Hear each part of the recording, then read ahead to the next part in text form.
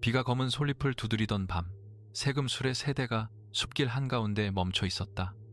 말들은 이미 고삐를 물어뜯듯 울부짖었고 수레꾼들은 진흙 위에 무릎을 꿇은 채 숨을 죽였다. 나무 위에는 붉은 관복을 입은 관리 하나가 거꾸로 매달려 있었다.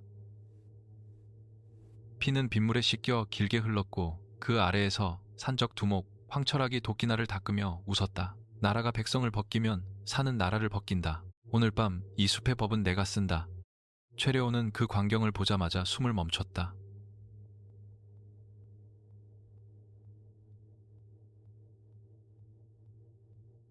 그는 단지 약값을 벌기 위해 늦은 밤까지 장작을 치고 내려오던 나무꾼이었다. 등에는 젖은 나무단이 묶여 있었고 손에는 오래된 손도끼 하나뿐이었다. 그의 어머니는 사흘째 열에 시달렸고 마을 의원은 말린 약초 한 줌에도 은전을 요구했다. 그래서 려우는 비를 무릅썼다. 그런데 숲길 아래서 들려온 것은 관리들의 꾸짖음이 아니라 사람의 목숨이 끊어지는 낮은 숨소리였다. 그는 몸을 낮추고 고사리 덤불 뒤로 기어 들어갔다. 빗물이 목덜미를 타고 흘러 옷 속까지 파고들었지만 려우는 떨지 않으려 이를 악물었다. 수레 곁에는 어린아이 하나가 숨어 있었다. 아마도 수레꾼의 딸인 듯했다. 아이는 입을 틀어막은 채 울음을 삼켰고 눈은 젖은 다람쥐처럼 흔들렸다. 산적 하나가 그쪽으로 천천히 걸어갔다. 검은 칼끝이 풀잎을 가르며 아이의 발목 앞까지 다가갔다. 려우는 머리로는 도망쳐야 한다고 알았다. 산적은 12, 그는 하나였다. 산길을 알고 있다 해도 칼든 자들을 상대로는 장작패기 솜씨가 아무 쓸모 없었다. 그러나 아이의 숨이 끊어질 듯 작아지는 순간 그의 발이 먼저 움직였다. 손도끼가 빗속을 갈랐다. 산적의 손목을 자르려 한 것이 아니었다. 그는 칼등을 후려쳐 방향을 틀었고 아이를 향하던 날은 나무 뿌리에 박혔다. 뛰어! 뒤돌아보지 마. 아이는 울음도 내지 못하고 굴러가듯 도망쳤다. 산적은 손목을 움켜쥐며 욕설을 뱉었고 숲의 시선이 한꺼번에 려운에게 꽂혔다. 황철학은 고개를 돌렸다.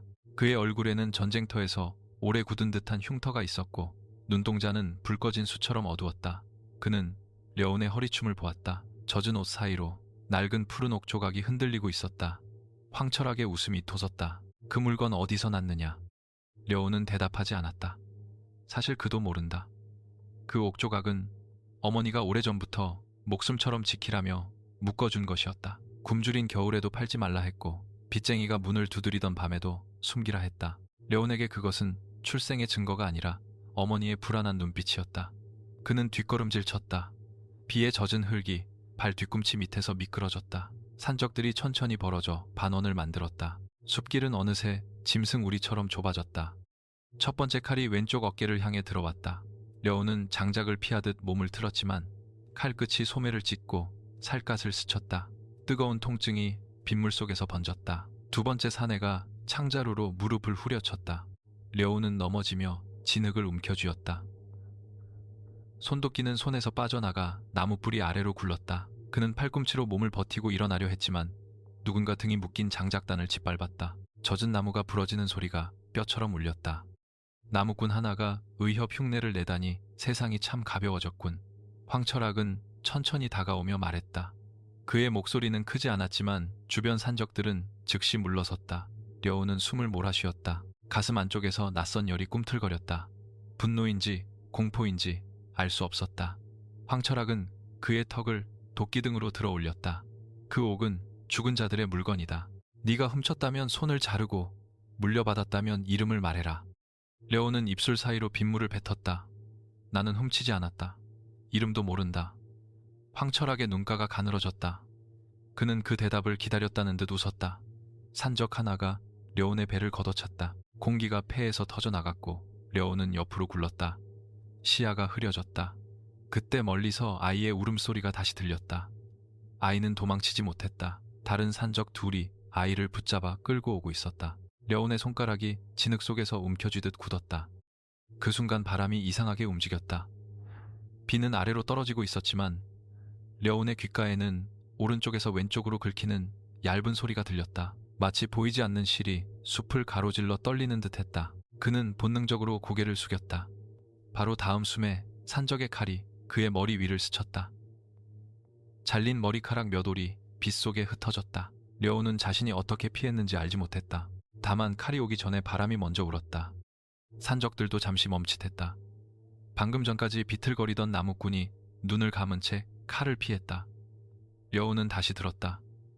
왼쪽에 거친 숨, 뒤쪽에 젖은 신발, 앞쪽에 쇠붙이 떨림, 소리들이 한꺼번에 밀려들어 머리를 찢었다. 그는 비명을 삼켰다. 귀 안쪽이 뜨겁게 타올랐고 코끝에서 피가 흘렀다. 황철학이 낮게 중얼거렸다. 열렸다. 아직 덜 익은 놈인데도 바람문이 열렸군. 산채로 잡아라. 명령이 떨어지자 산적 셋이 동시에 달려들었다. 려우는 도망치려 했지만 다리가 떨렸다. 그는 넘어진 채 손을 뻗어 나무 뿌리 아래 굴러간 손도끼를 잡았다. 젖칼은 바람소리가 짧았다. 그는 손도끼 자루로 받아냈다. 두 번째 창은 길게 울었다. 그는 몸을 낮춰 창끝을 흘렸다. 세 번째 발길질은 소리가 없었다. 그래서 맞았다. 갈비뼈 아래가 무너지는 듯했고 려우는 다시 진흙에 처박혔다. 그는 강해진 것이 아니었다. 죽음을 조금 빨리 들을 뿐이었다. 그 차이는 잔혹했다. 피할 수 있어도 몸이 따라가지 못했고 알 수 있어도 막을 힘이 부족했다. 산적들은 그것을 깨닫고 더 사납게 몰아붙였다. 려우는 팔과 등 허벅지에 얕은 상처를 얻으며 뒤로 밀렸다. 나무 사이로 낭떠러지가 보였다. 검은 안개가 아래에서 올라왔고 빗물은 벼랑 끝에서 은빛 줄처럼 끊어졌다. 더 물러날 곳이 없었다. 아이를 붙잡은 산적이 웃으며 말했다. 이 계집애부터 던질까? 네가 또 움직이는지 보자. 려운의 눈동자가 흔들렸다. 아이는 젖은 얼굴로 고개를 저었다. 황철학은 말리지 않았다. 오히려 려운의 얼굴을 살피고 있었다. 그의 목적은 아이가 아니라 려운 안에서 막 깨어난 힘이었다. 려운은 이를 악물었다. 몸은 이미 말을 듣지 않았다. 그러나 그 안쪽 깊은 곳에서 오래 닫힌 문이 비틀리며 열리는 느낌이 들었다. 어머니의 목소리가 떠올랐다. 아주 어릴 적 열이 심해 잠결에 들었던 말이었다. 바람이 네 이름을 부르면 대답하지 말고 숨으로 붙잡아라. 그때는 헛소리라 여겼다. 이제야 그 말이 뼛속에서 되살아났다. 려우는 숨을 들이마셨다. 폐가 아니라 배 아래 깊은 곳으로 끌어내렸다. 빗소리가 멀어졌다. 칼소리도 멀어졌다. 대신 숲 전체가 하나의 거대한 가슴처럼 천천히 숨쉬는 것이 느껴졌다. 산적이 아이를 밀었다. 려우는 생각보다 먼저 몸을 던졌다. 발바닥이 진흙을 찾고 무릎이 찢어질 듯 흔들렸지만 몸은 바람의 빈틈을 따라 미끄러졌다. 그는 아이의 옷자락을 잡아 안쪽으로 끌어당겼다. 동시에 창끝이 그의 옆구리를 스쳤다. 통증이 번개처럼 번졌지만 그는 멈추지 않았다. 손도끼가 원을 그렸다. 날은 산적의 목숨을 노리지 않고 손가락 사이를 때렸다. 칼이 떨어졌고 아이는 뿌리 사이로 굴러 숨었다. 황철학의 얼굴에서 웃음이 완전히 사라졌다. 그는 직접 움직였다. 그의 도끼는 다른 산적들의 무기와 달랐다. 무겁고 느려 보였으나 내려찍히는 순간 바람이 먼저 눌렸다. 려우는 그 압박을 들었다. 피해야 한다고 알았다. 그러나 발이 늦었다. 도끼날이 손도끼를 깨뜨리고 충격이 팔을 타고 어깨까지 박혔다. 려우는 뒤로 날아가 벼랑 끝에 무릎을 부쉈다. 깨진 손도끼 조각이 빗속에서 작게 흔들렸다. 그 힘은 네 것이 아니다. 황철학이 말했다. 죽은 자들의 원한이 네 몸에 남은 것이다.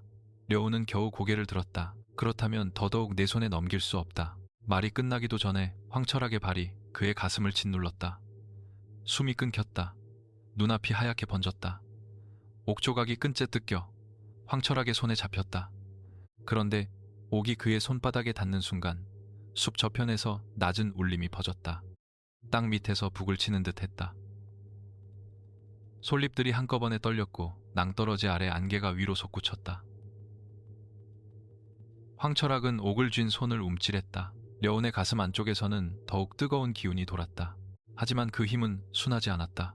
뜨거운 쇠가 혈관을 긁는 것처럼 아팠다. 려운은 이를 악물었지만 목구멍에서 피맛이 올라왔다. 그는 알았다. 이 힘을 더 밀어올리면 살 수도 있다. 동시에 어딘가가 망가질 것이다. 아이의 작은 울음이 다시 들렸다. 그 울음 하나가 선택을 끝냈다. 려우는 남은 숨을 모두 아래로 끌어내렸다가 발끝으로 밀어 올렸다. 깨진 손도끼 자루가 그의 손에서 튀어올랐다. 그는 날없는 자루로 황철학의 발목 안쪽을 쳤다. 강한 공격은 아니었다. 그러나 바람의 틈과 체중의 흔들림을 정확히 찔렀다. 황철학의 몸이 아주 잠깐 기울었다.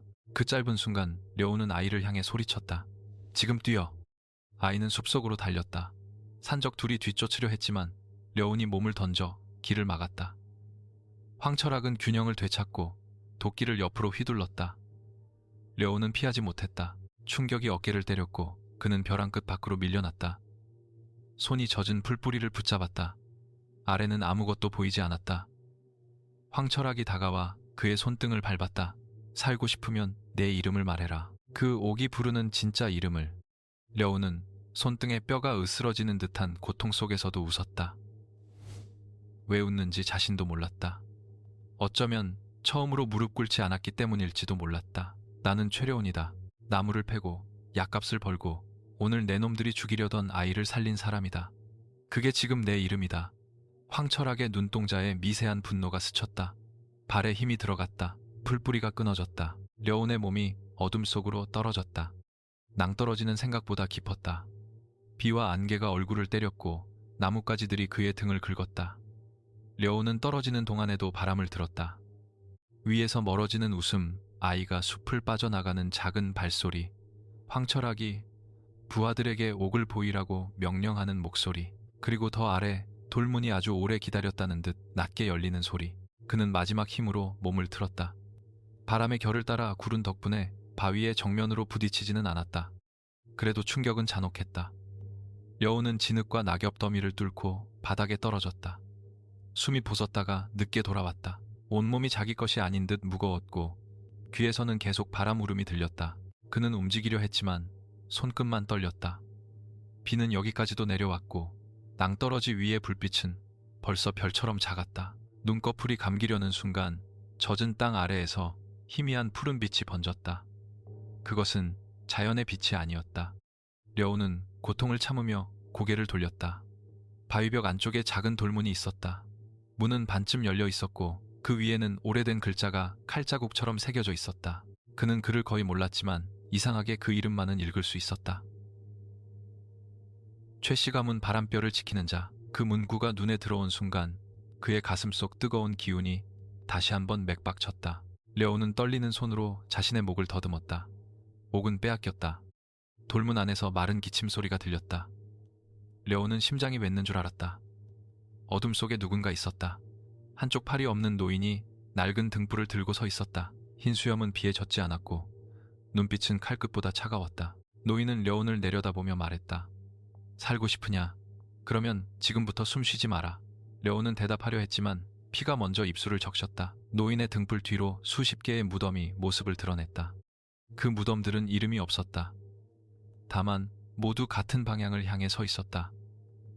마치 누군가를 기다리다 돌이 되어버린 사람들 같았다. 려우는 의식을 잃기 직전 노인의 발치에 놓인 부러진 검 한 자루를 보았다.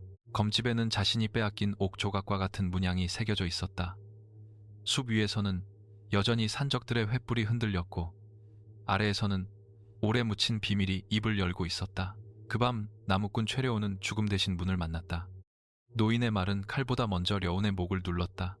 숨 쉬지 말라니 방금 벼랑에서 떨어진 사람에게 할 말은 아니었다. 그러나 려운은 본능적으로 입술을 다물었다. 가슴 안쪽에 뜨거운 기운이 아직도 날뛰고 있었고 숨을 들이마시면 그 불길이 목구멍을 찢고 올라올 것 같았다. 노인은 등불을 바닥에 내려놓고 남은 한 손으로 려운의 명치 아래를 짚었다. 멍청하게 들이쉬면 죽는다. 지금 네 몸은 바람을 삼킨 항아리다.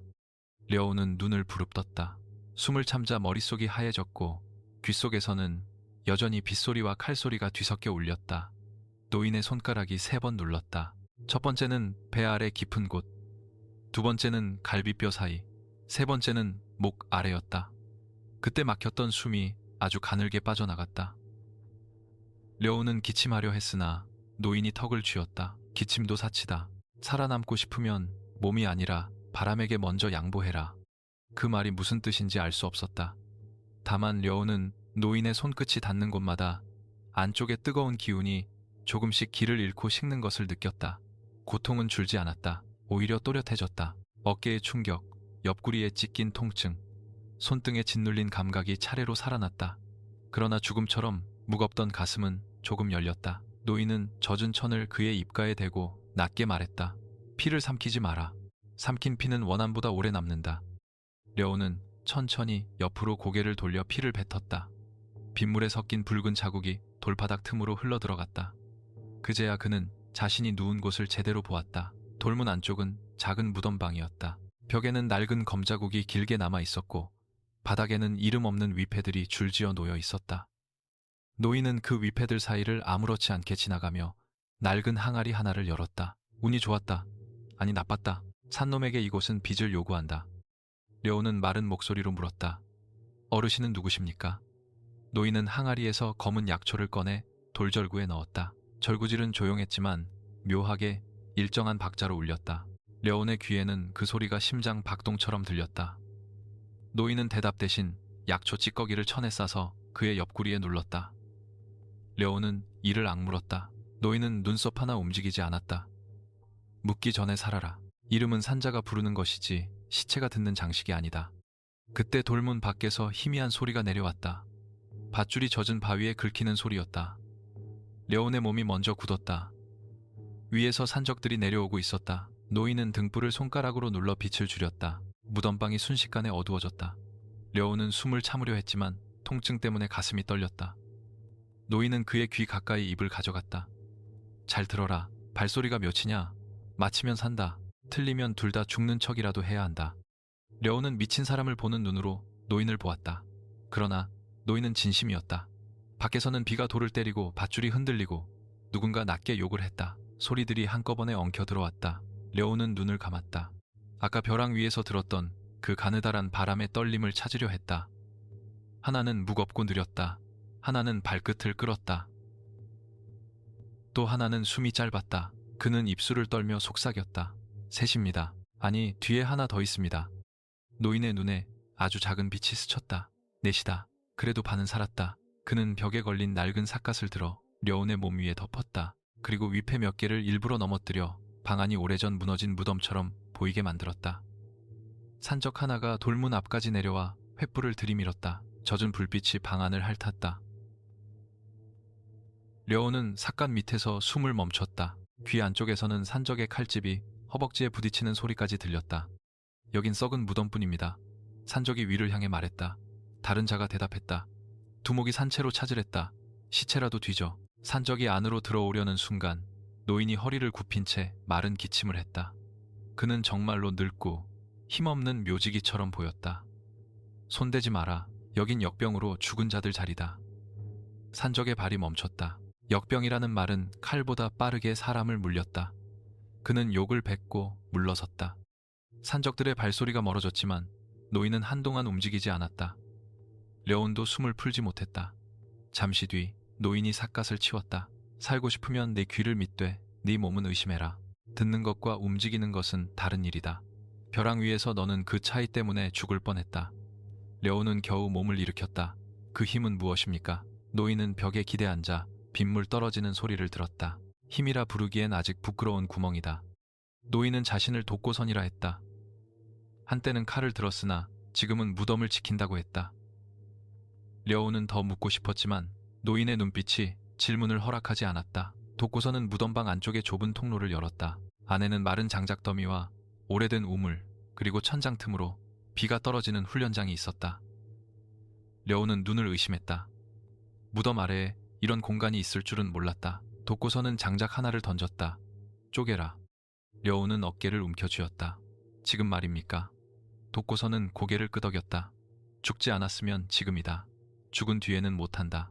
려운은 어이없어 웃음이 나오려 했지만 갈비뼈가 아파 웃지도 못했다. 그는 부러진 손도끼 대신 독고선이 내민 무딘 도끼를 잡았다. 도끼는 균형이 이상했다. 날보다 자루가 무거웠고 조금만 힘을 잘못 주면 손목이 꺾였다. 독고선은 우물가에 앉아 말했다. 300번 물방울을 날에 남기지 마라. 첫 번째 내리침은 처참했다. 장작은 갈라지지 않았고 도끼날에는 천장에서 떨어진 빗방울이 그대로 매달렸다. 독고선은 혀를 찼다. 팔로 치니 그렇다. 네, 팔은 오늘 이미 졌다. 두 번째도 실패했다. 세 번째에는 손목이 저려 도끼를 놓칠 뻔했다. 려운은 화가 치밀었다. 산적들에게 쫓기고 어머니도 걱정되는데 이 노인은 장작과 물방울 이야기를 하고 있었다. 저는 장난할 시간이 없습니다. 어머니가 마을에 계십니다. 독고선의 표정이 그때 처음으로 조금 변했다. 그러나 그는 부드러워지지 않았다. 그래서 더 쪼개야 한다. 네가 지금 올라가면 어머니를 구하는 것이 아니라 산적에게 길을 안내하는 꼴이다. 려우는 도끼 자루를 세게 움켜쥐었다. 독고서는 이어 말했다. 300번을 넘기면 내 숨이 팔보다 먼저 움직이는 법을 안다. 그때 올라가라. 못 넘기면 네 효심은 좋은 장작이 될 뿐이다. 려우는 이를 악물고 다시 도끼를 들었다. 비는 천장 틈으로 일정하게 떨어졌다. 물방울이 도끼날에 닿기 전에 장작을 쪼개야 했다. 처음에는 불가능해 보였다. 하지만 여러 번 실패하자 그는 깨달았다. 물방울을 보려고 하면 늦었다. 떨어지기 전에 찬 기운 공기가 얇게 갈라지는 느낌을 들어야 했다. 그는 숨을 깊게 내리고 팔에 힘을 빼고 발바닥으로 땅을 눌렀다. 도끼가 내려갔다. 장작이 처음으로 갈라졌다.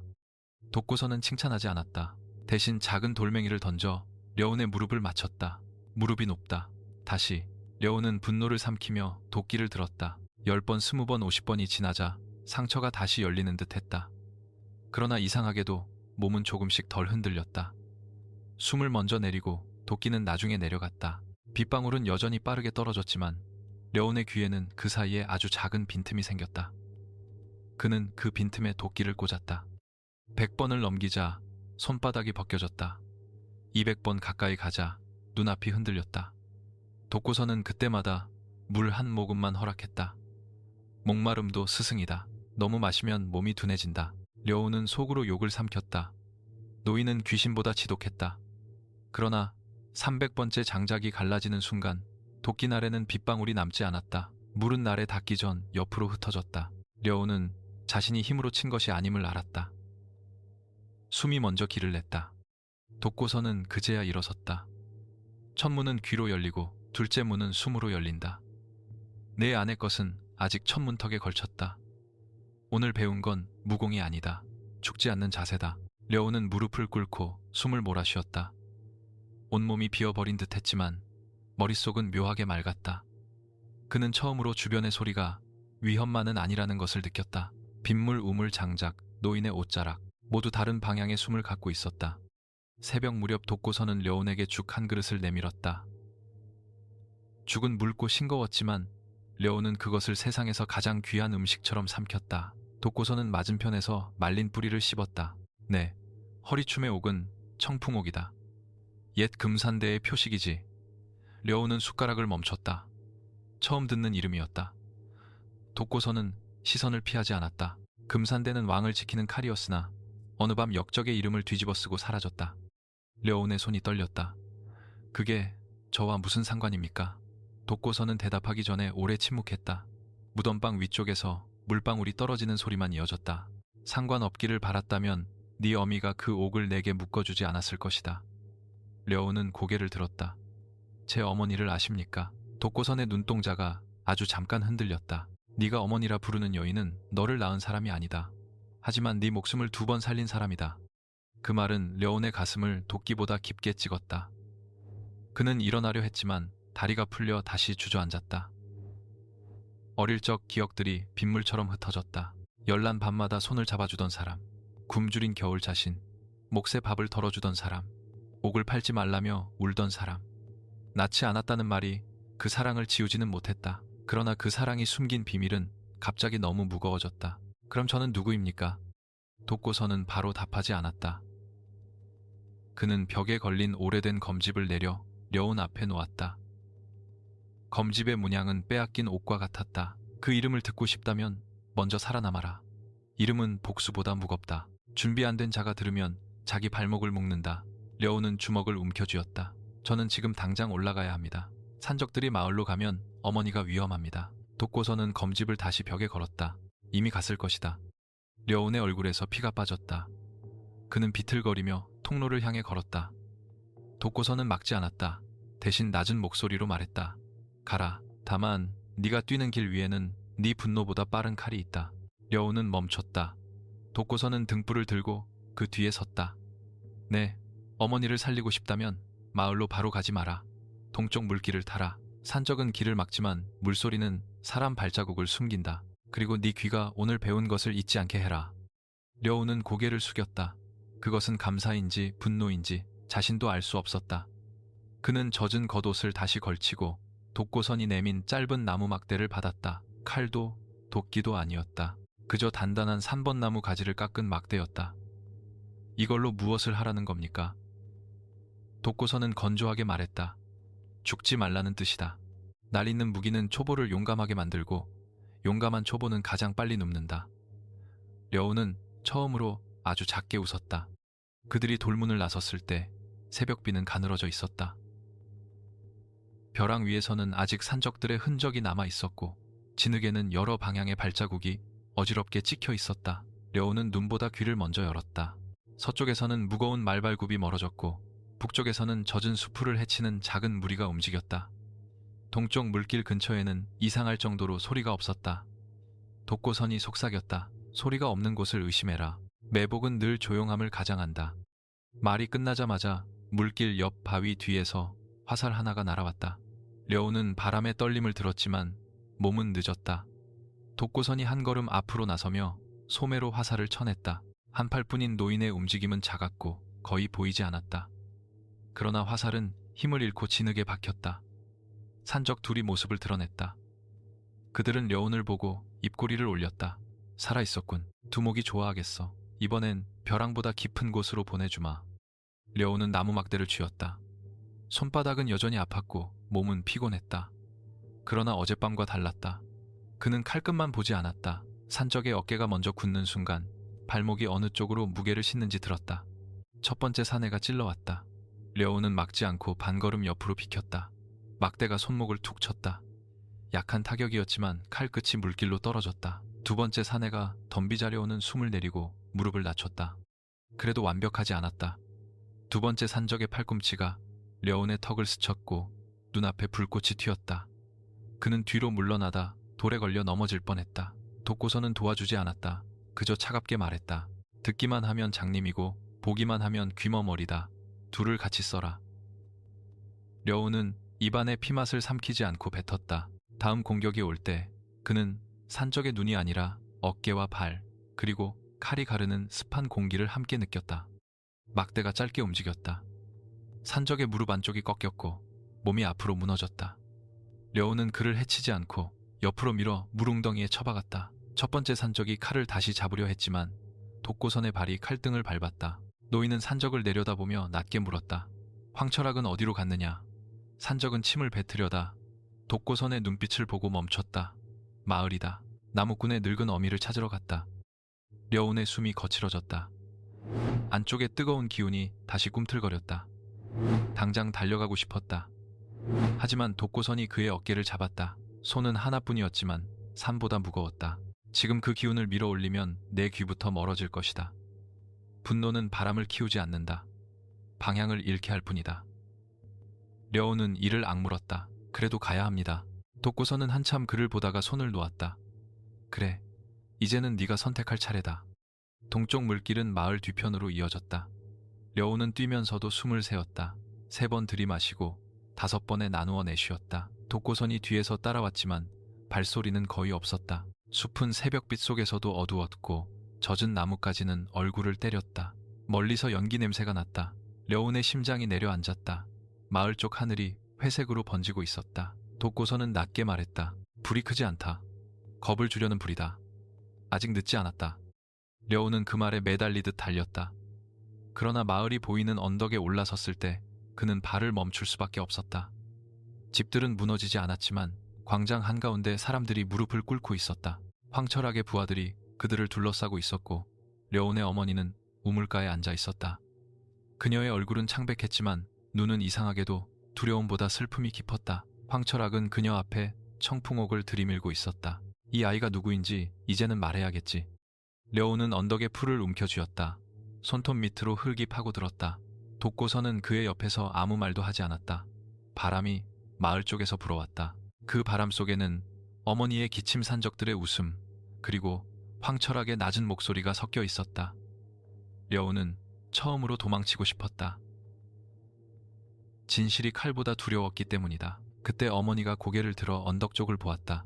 그녀는 려운이 숨어 있다는 것을 알고 있는 듯 입술을 움직였다. 오지 마라. 하지만 황철학도 그 눈빛을 놓치지 않았다. 그는 천천히 고개를 돌려 언덕을 바라보았다. 려운은 숨을 멈췄다. 수십 걸음 떨어진 거리였지만 두 사람의 시선이 빗속에서 맞부딪혔다. 황철학의 입가가 비틀렸다. 그는 청풍옥을 높이 들고 외쳤다.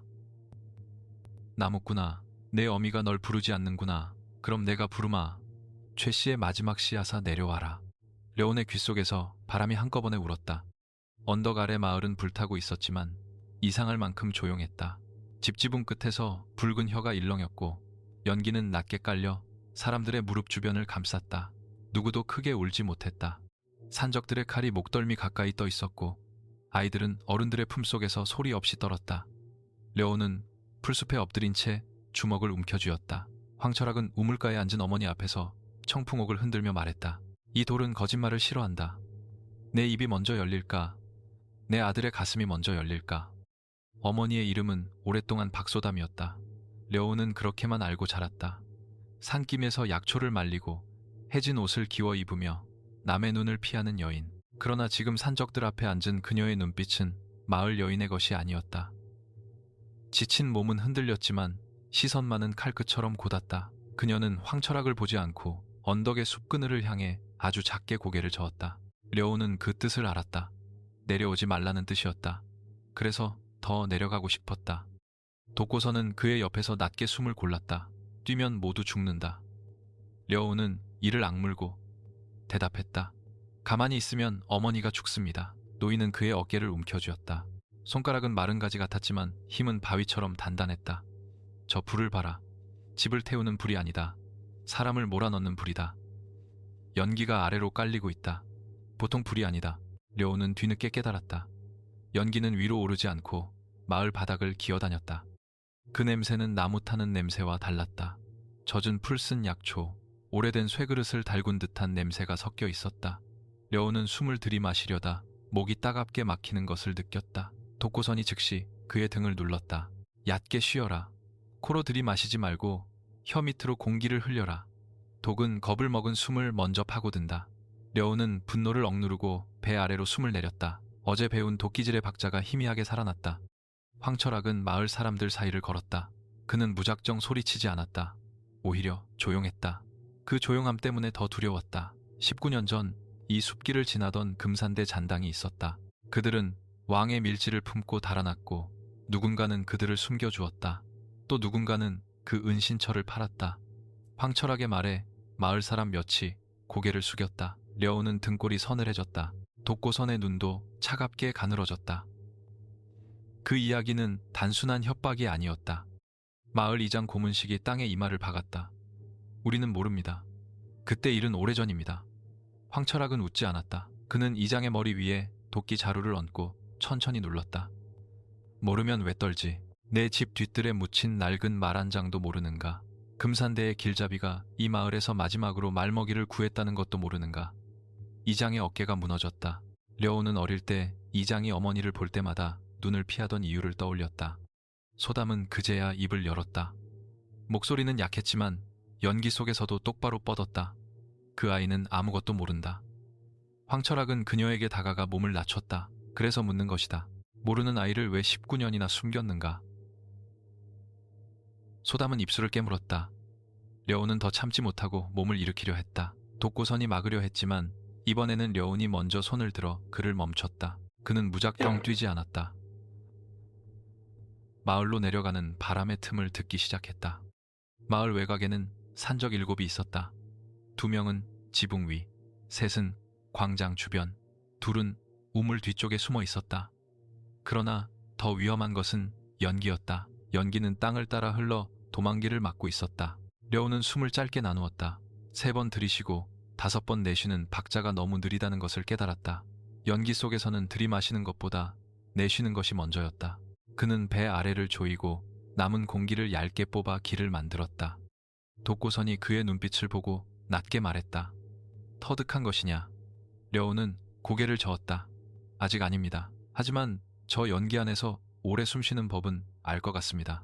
노인은 잠시 침묵했다가 3번 나무 막대 끝으로 오른쪽 비탈을 가리켰다. 우물 뒤로 들어가라. 불을 끄려 하지 마라. 사람부터 빼내라. 그리고 황철학과 눈을 맞추지 마라. 저자는 내 분노를 기다린다. 려온은 고개를 끄덕이고 풀숲 아래로 몸을 낮췄다. 그는 뛰지 않았다. 발바닥을 흙에 붙이고 비탈에 젖은 풀을 따라 미끄러지듯 내려갔다. 바람은 전날보다 선명했다. 지붕 위 산적의 숨은 술 냄새가 섞여 거칠었고 우물 뒤 산적은 긴장해서 칼집을 자꾸 건드렸다. 려우는 첫 번째 산적의 뒤로부터 막대 끝으로 무릎 뒤를 눌렀다. 산적은 소리도 내지 못하고 주저앉았다. 려우는 그의 입을 막고 연기 밖으로 밀었다. 죽이지 않았다. 기를 열 뿐이었다. 두 번째 산적은 더 빨랐다. 려운의 그림자를 보고 칼을 뽑았다. 칼끝이 연기를 갈랐고 려운은 그 소리보다 반 박자 늦게 움직였다. 팔이 스쳤다. 통증이 올라왔지만 그는 숨을 흐트러뜨리지 않았다. 막대를 세워 칼등을 밀고 상대가 힘을 주는 순간 발목을 걸었다. 산적은 우물 옆 진흙에 미끄러져 넘어졌다. 려우는 그의 칼을 멀리 차버리고 가까이 있던 노인을 끌어냈다. 노인은 울먹이며 속삭였다. 내 어미가 기다렸다. 그 말이 려운의 가슴을 찔렀다. 그러나 그는 광장으로 곧장 가지 않았다. 먼저 아이들을 빼내야 했다. 연기는 키 작은 아이들의 얼굴부터 삼키고 있었다. 려운은 물동이를 엎어 천을 적시고 아이들의 입과 코를 덮게 했다. 낮게 기어 소리내지 말고 닭장 뒤 개울까지 가. 아이 하나가 그의 소매를 잡았다. 어젯밤 그가 구한 아이였다. 아이는 떨리는 눈으로 물었다. 아저씨도 와요. 려우는 억지로 웃었다. 나는 조금 늦게 간다. 그 순간 지붕 위에서 화살이 내려왔다. 려우는 바람이 찢기는 소리를 듣고 아이를 밀었다. 화살은 그의 등 뒤 나무 기둥에 박혔다. 두 번째 화살은 더 빠르게 날아왔다. 그는 몸을 틀었지만 완전히 피하지 못했고 화살깃이 옆구리 상처를 건드렸다. 숨이 무너질 뻔했다. 배 아래 모아둔 기운이 위로 솟구쳤다. 그는 이를 악물고 다시 아래로 눌렀다. 독고선의 말이 떠올랐다. 겁먹은 숨이 독을 부른다. 려우는 연기 속에서 작은 바람길을 찾았다. 불타는 집더미와 우물 사이에 찬 공기가 얇게 들어오고 있었다. 그는 그 길을 따라 아이들을 밀어냈다. 뒤늦게 산적들이 움직였다. 그러나 연기 속에서는 그들도 시야를 잃었다. 려우는 듣고 움직였다. 칼이 오는 곳에는 막대를 세웠고 발소리가 무거운 자는 피했다. 가벼운 자는 어깨로 밀어 균형을 무너뜨렸다. 싸움은 화려하지 않았다. 한 사람씩 숨기를 열어내는 노동이었다. 황철학은 그제야 려운의 위치를 정확히 알아챘다. 그는 우물가에서 천천히 일어나 광장 중앙으로 걸어왔다. 좋구나. 나무꾼이 이제 사람을 베지 않고 사람을 옮기는 법을 배웠군. 려운은 대답하지 않았다. 소담은 고개를 들었다. 두 사람의 눈이 마주쳤다. 그녀의 눈에는 기쁨도 두려움도 있었다. 무엇보다 미안함이 깊었다. 황철학은 그 사이에 서서 청풍옥을 들어 올렸다. 그럼 이제 네 어미를 옮겨보아라. 산적 하나가 소담의 뒤에 섰다. 려우는 몸이 먼저 나가려는 것을 억눌렀다. 이번에 달려들면 황철학이 원하는 대로 된다. 그는 연기와 사람들의 위치를 들었다. 우물 뒤로 2명, 광장 왼쪽에 3명, 황철학은 정면. 독고선은 아직 언덕 아래 그림자에 있었다. 그러나 려우는 노인을 기다릴 수 없었다. 그는 막대를 낮게 잡고 한 걸음 앞으로 나왔다. 원하는 게 나면 나만 데려가라. 마을 사람들은 놔줘라. 황철학은 비웃지 않았다. 오히려 눈가에 묘한 피로가 스쳤다. 나도 한때 그렇게 말한 적이 있다. 내 부하들을 놓아주면 나만 남겠다고. 하지만 높은 자들은 늘 약속보다 편한 길을 고르지. 그는 도끼를 땅에 세웠다. 네, 아비도 그랬을까? 끝까지 지키려다 모두를 죽였을까? 려운의 숨이 흔들렸다. 아비라는 말이 머릿속을 찔렀다. 소담이 외쳤다. 그 입으로 그분을 말하지 마라. 마을 사람들이 웅성거렸다. 소담은 더는 숨길 수 없다는 듯 천천히 일어섰다. 몸은 아파 보였지만 그녀는 등을 굽히지 않았다. 려운아, 듣지 마라. 저자는 반쪽 진실로 사람을 찢는다. 황철학은 고개를 기울였다. 그럼 네가 온전한 진실을 말해라. 19년 전 금산대의 마지막 대장이 누구였는지, 그 밤 이 마을 누가 문을 열었는지, 그리고 이 아이가 왜 그 집안의 피를 잇고 있는지. 려우는 자신도 모르게 소담을 바라보았다. 그녀는 눈을 감았다가 떴다. 네, 친아버지는 최명률이었다. 금산대의 마지막 대장이었고 왕의 밀지를 지키다 죽었다. 내 친어머니는 그 밤 너를 내 품에 맡겼다. 나는 젖도 없고 힘도 없었지만 내 울음을 들고 산길을 뛰었다. 려운의 시야가 흔들렸다. 이름들이 낯설었다. 그런데도 가슴 어딘가가 그 이름들을 이미 알고 있었던 것처럼 아팠다. 황철학이 낮게 웃었다. 그리고 마을은 그들을 팔았다. 굶주림과 두려움 앞에서 사람들은 의리를 싸게 넘겼다. 이장 고문식이 몸을 떨며 고개를 들었다. 우리는 몰랐다. 군사들이 반역자라 했다. 숨겨주면 모두 끌려간다 했다. 소담은 그를 보지 않았다. 그래서 아이 하나만은 살렸다. 그것이 이 마을이 아직 벌을 다 받지 않은 이유다. 려우는 마을 사람들의 숙인 머리를 보았다. 분노가 솟았지만 그 아래에는 더 복잡한 것이 있었다. 그는 누구를 미워해야 할지 알 수 없었다. 산적을 미워하는 것은 쉬웠다. 칼을 든 자는 눈앞에 있었다. 하지만 굶주림에 겁먹고 문을 열었던 사람들, 아이를 숨겨준 여인, 그 여인을 외면하면서도 함께 살아온 마을, 진실은 칼날처럼 곧지 않았다. 그때 연기가 다시 짙어졌다. 려우는 늦게 깨달았다. 황철학이 이야기를 길게 끈 것은 시간을 벌기 위해서였다. 도견이 광장 안쪽으로 더 깊게 스며들고 있었다. 사람들이 하나둘 기침하기 시작했다. 아이가 무릎을 꿇고 노인이 쓰러질 듯 흔들렸다. 려우는 선택해야 했다. 황철학에게 달려들 것인가, 사람들을 빼낼 것인가. 그의 손은 막대를 움켜쥐었지만 발은 광장 옆 물길을 향했다. 그는 분노를 삼키고 소리쳤다. 모두 고개를 낮춰라. 젖은 천을 입에 대고 우물 뒤가 아니라 개울 쪽으로 가라. 우물은 막혔다. 황철학의 눈빛이 변했다. 도망을 먼저 고르는군. 좋은 아들은 아니야. 려우는 대답 대신 숨을 깊이 내렸다. 이번에는 들숨을 줄이고 날숨을 길게 밀었다. 배 아래 모였던 기운이 뜨겁게 돌며 가슴의 답답함을 조금 밀어냈다. 그는 사람들 사이를 뛰며 쓰러지는 자들을 일으켰다. 한 손으로 아이를 안고 다른 손으로 노인의 팔을 끌었다. 산적들이 막으려 했지만 연기 속에서 방향을 잃었다. 려우는 바람 소리로 빈틈을 찾아 사람들을 밀어냈다. 이것이 투식이었다. 싸우기 위한 숨이 아니라 살리기 위한 숨이었다. 황철학은 참지 않았다. 그의 도끼가 마침내 려운을 향해 날아왔다. 무거운 바람이 먼저 눌렀다. 려운은 알고도 피하기 어려웠다. 그는 아이를 품에서 밀어내고 막대를 세웠다. 충격이 온몸을 흔들었다. 막대가 반쯤 갈라지고 려운의 무릎이 땅에 박혔다. 그러나 그는 쓰러지지 않았다. 숨을 아래에 묶어둔 덕분이었다. 황철학의 눈에 처음으로 놀람이 스쳤다. 둘째 문까지 건드렸나? 내게는 시간이 너무 아깝군. 그때 독고선이 연기 사이에서 나타났다. 그는 칼을 들지 않았지만 산적들은 본능적으로 물러섰다. 노인은 소담을 향해 짧게 고개를 숙였다. 오래 버텼소. 소담은 희미하게 웃었다. 너무 늦게 왔군요. 독고선은 아무 대답도 하지 못했다. 황철학은 두 사람을 번갈아 보았다. 역시 무덤지기가 아니었군. 금산대의 늙은 개가 아직 숨을 붙이고 있었나. 독고선의 눈이 차갑게 가라앉았다. 개는 주인을 기억한다. 늑대는 굶주림만 기억하고. 두 사람의 기세가 맞부딪히자 광장의 연기가 한순간 갈라지는 듯했다. 려우는 그 틈을 놓치지 않고 남은 사람들을 개울 쪽으로 밀어냈다. 그러나 소담은 움직이지 않았다. 그녀는 품속에서 오래된 붉은 천 조각을 꺼냈다.